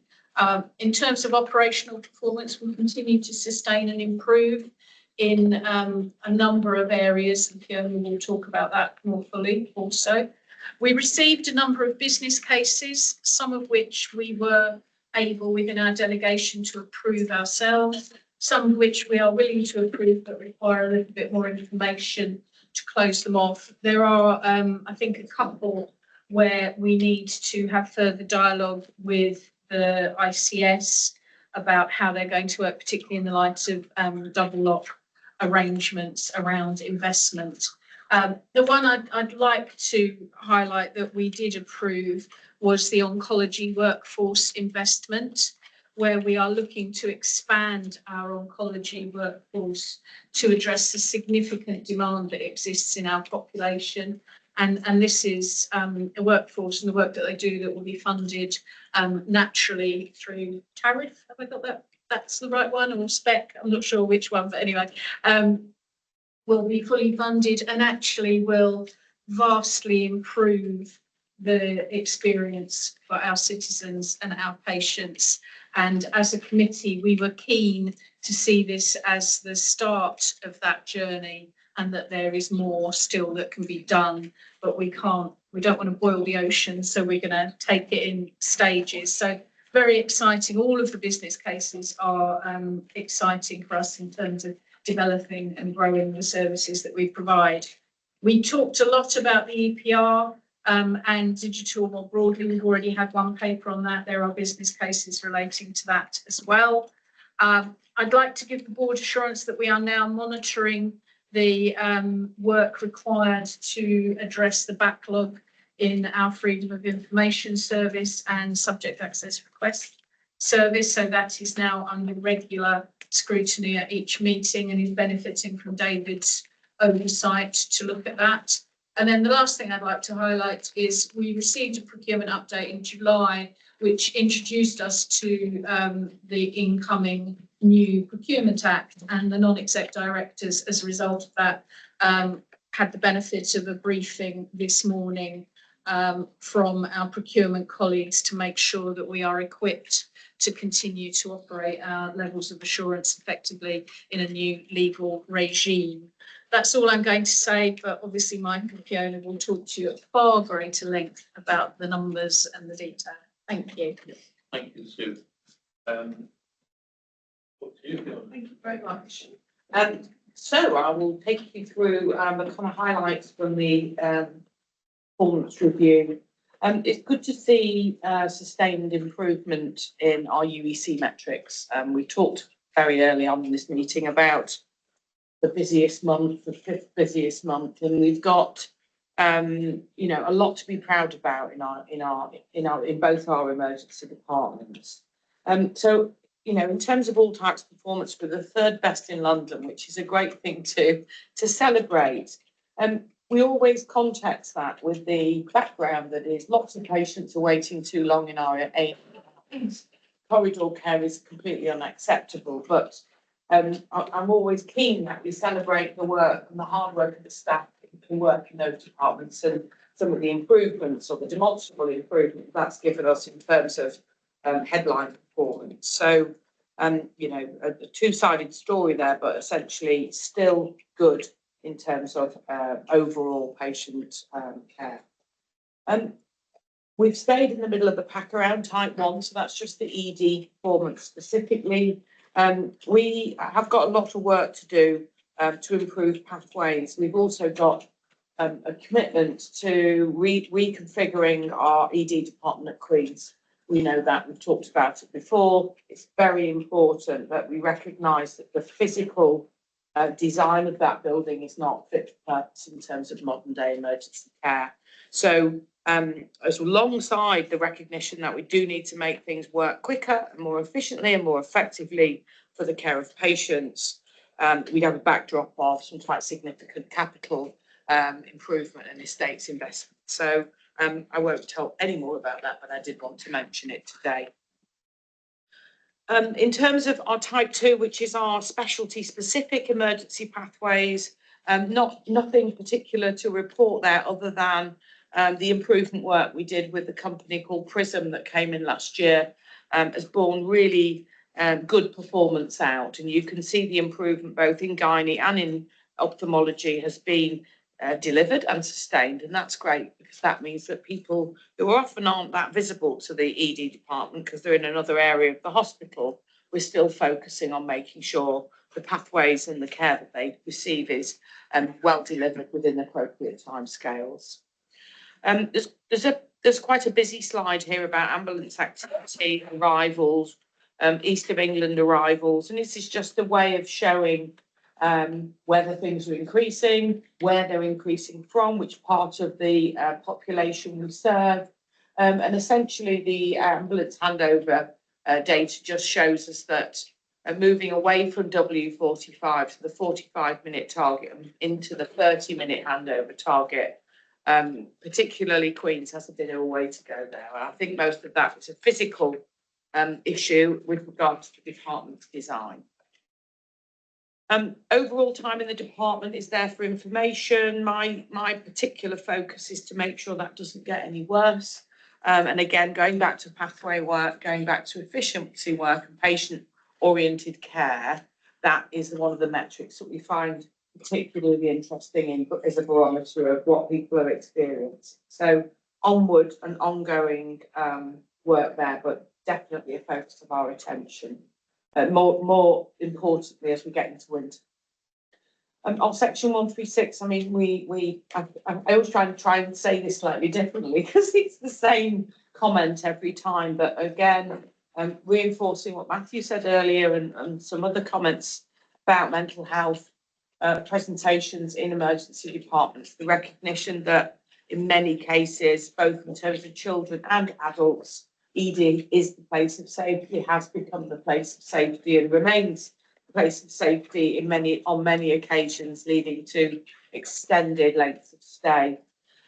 There's an individual summary for both sites, which gives some headline information about activity and bed utilisation. And I suppose one of the areas I would like to highlight in advance of winter is the lack of progress on discharging patients who don't meet the criteria to reside. And for those patients who require some further support, healthcare or residential outside of hospital, we are continuing to work as the coordinator of all agencies, and we must make some inroads into that bed base before winter if we're going to see the type of performance we managed to deliver last year. So 3 perfect weeks coming up again, as per last year. Same format, lots of people around the table, problem solving, problem avoidance, and lots of co-design. So I hope those will be as fruitful as they were last year. Moving on to RTT, you can see we have started to see some improvement in our longest waiters, and the orange line is over 52 weeks, which, you know, from my perspective is the most important barometer of long waiting. Medicine had a fantastic story to tell.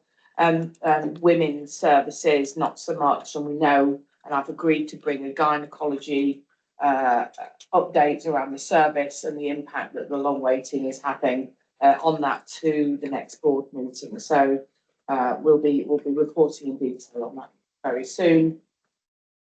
A request from FIC for some health inequalities information, and as reported at FIC, I think that there's a lot more we can do with regard to this data and what it can show us, but most importantly, the questions we ask ourselves of this data, because this basically tells us that women wait longer than men because of the gynae waiting list situation. So I think Vic agreed with me that this wasn't giving us anything particularly helpful in terms of looking to prioritise our activities. So we'll work further on that and pick out some important areas for our consideration going forward.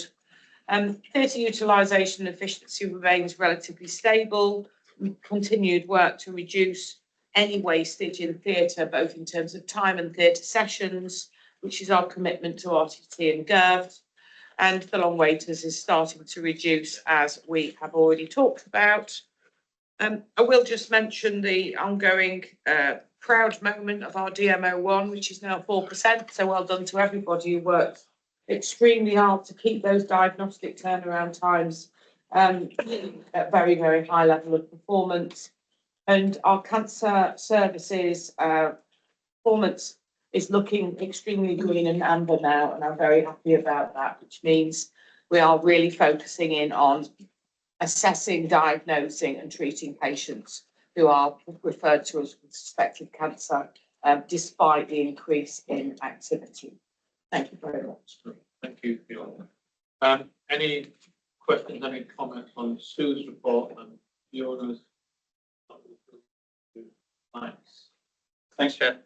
So I'll just focus on the exec summary. So, Matthew said at the beginning, this is a really challenging time financially, nationally, regionally, and locally. It is really pressured at the moment. North East London, for some context, had a deficit at the end of July, which is month for £76 million. It was £44 million of the plan. And within that, we are £16 million in deficit, which is £8 million worse than our plan. We're well cited on why we have the deficit. It's driven by the pay position. The £8 million is broadly broken down into £1 million when we had the strikes, £4 million from slippage in trying to reduce the rates that we pay, and £3 million driven by the volumes of staff that we've got, again linked to those kind of operational pressures that have been discussed already. And due to the context, there are additional controls and things which are coming into play, national guidance, and some assurance work with external firms looking at controls. We'll be able to report more out on that next month as to what that's saying. We have internally, we've stepped up the financial recovery work we've been doing to kind of extra focus of the clinical groups and corporate teams. What I would say is, 1 month of it doesn't make a trend, but month 4 looks to be an improvement on the average run rate in Q1, which is a good sign. And some of our financial improvement programs have delivered more than they did in Q1, particularly around kind of non-medical rates. We did £2 million worth of financial improvement in month 4. It has been between 1 and 1.5 in the first quarter of the year. So there is some signs in Q4 that some of the things we're doing is starting to improve things. We obviously have a lot of work to do. The ask from National very much is, how do you get back to plan? So that's the task that we have. It's very slightly just to touch on capital. We have to manage the capital very tightly, and we've got plans to spend everything that we have. So we just need to be managing that with a bit of agility through the rest of the year to make sure we can deal with pressures in that area. And of course, the cash position, as we have a deficit, is deteriorating. That's taking interest.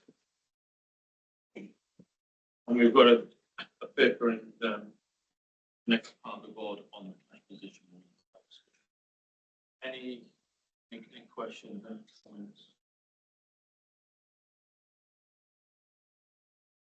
More of a comment, because I'm not sure that there is an answer at the moment, but I had a meeting with some of the low pay commissioners this week, and they were asking, what kind of impact do you see by increasing the minimum wage and things like that? Where do you get your money from? And I was a bit baffled by some of this, because it's a much wider systemic issue, and I think it would be really good to have a wider conversation, bringing in all playing the wall strategy, the different scenarios. If X happens, what do we do, and things like that. Because all the soundings I'm hearing is that there are going to be some enforced pay increases that are only going to make this situation worse. There's no answer there, really. Yeah, no, at the moment, obviously, there's been lots of announcements about pay. There's lots of links to things like staff retention and things that we could talk through and work through. Thank you. Well, thanks. The Chief Executive Chair's update in part 2. So if there aren't any questions or further comments on this bit, we move on to corporate governance. So Linda's away, but we've got something in there on audit and risk assurance and use of trust seal, but I think the papers let us know this week. Through audit. No, it's been through audit. It's for us to know, isn't it? Yeah, do you want me to do the audit report or not? We do, so we went to do the audit report. I was just talking about the trustee. Oh, yeah. Yeah. Okay. Yeah, so obviously they can be noted. I just had a small number of things to say off the back of the audit committee in August. One is to update the board on progress with the external audit. We have not yet reached the end of that process. The issues that we are grappling with remain the same, which are the changes in accounting requirements and how they interact with our particular managed equipment service scheme and how we have historically accounted for it. It is a thorny and challenging issue and quite unique to this trust, but we are getting incredible support from within London and nationally to bring this to a conclusion. But we are not quite there, but we are definitely getting closer to the end of that piece of work. So that was external audit. Internal audit, we have had for the last few meetings of the audit committee an ongoing discussion about how we use our internal audit service to support the work, particularly of our quality assurance committee. And we have a sort of a holding proposal at the moment that we've added in an additional audit to the programme that we previously agreed. That is an audit of how the clinical audit function and processes support the work of the Quality Assurance Committee and how the Quality Assurance Committee can be involved in the scoping of that. So that's the extra piece of work that we're going to ask for during this year, but we've also asked to do a review of the 5-year plan of internal audit, which is a cyclical programme that seeks to cover all areas of assurance that we are looking for. We also received various reports at this committee that are coming through to board in various guises, and I think we had one internal audit progress report update which gave us significant assurance around the CNST scheme, and other than that we continue to monitor the action log on that to make sure that drives down. And then finally, to support what I said about the work on risk, the committee is actively engaging with that to make sure that we are completely aligned around risk maturity, risk language, risk appetite. So that work is ongoing, but is definitely making progress. That's all I wanted to highlight. Thank you, Chair. Thank you very much, Sue. Margaret. Thanks very much for the report. I was curious to see the comment on internal audit talking about 5-year cycle. And I was just wondering, with very large organisations, 5 years is a long time. I mean, it seems as if we're in a good position because it appears a lot of our internal audit do give us significant assurance. But if issues start to emerge and it's 5 years before they looked at again, there's, to my mind, a significant risk that they could deteriorate and cause us to go backwards. So I'm just wondering whether we track from internal audit review to internal audit review in the various review areas, what the outcomes are, and whether or not we're actually maintaining and improving on the levels of assurance, so that we can actually have early warning or try to spot if the control environment is being maintained or we're actually losing weakness in our problems in 5 years' time. Okay. So the programme is structured under broad headings. So one set of headings might be financial processing and controls. And they then choose elements of that they work their way through on a cyclical basis. And we have a number of main headings, HR processes, staffing, for instance. So every area is being audited in some way every year. If there are reports that do not give substantial assurance, there are follow-up audits undertaken on those as part of the standard work.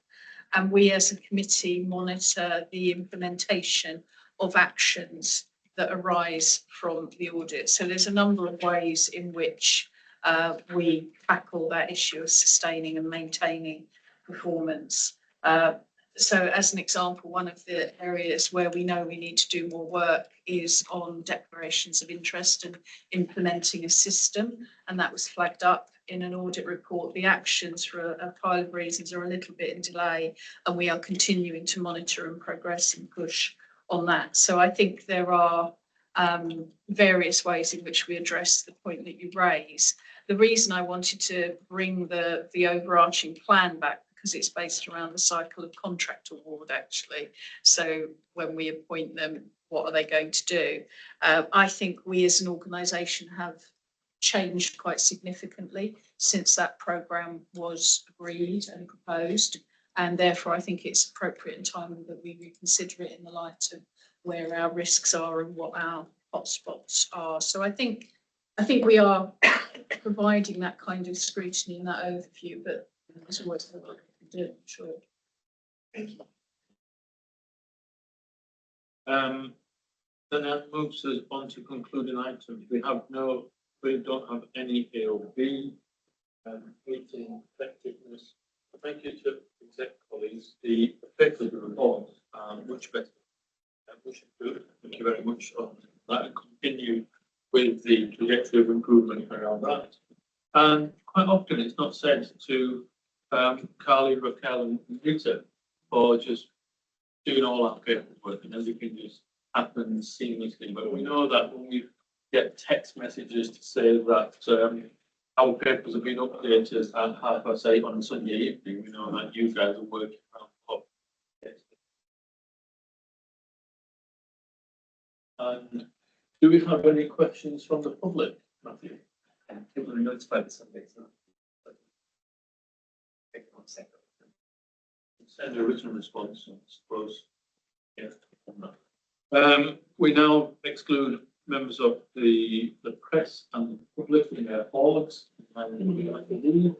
And we've got a 15-minute break till the next section starts, until private bit. So it's, according to my watch, it is the closest 5 minutes. It is 3:50. We've lost 2 minutes. Do you think we could get back together at 3:05? Is that right? No. Push. Yeah. Be here. We'll end earlier than 5 PM. Yes. That was. Aim to end earlier than 5 PM. That's incentive. That's it. That's not my fault.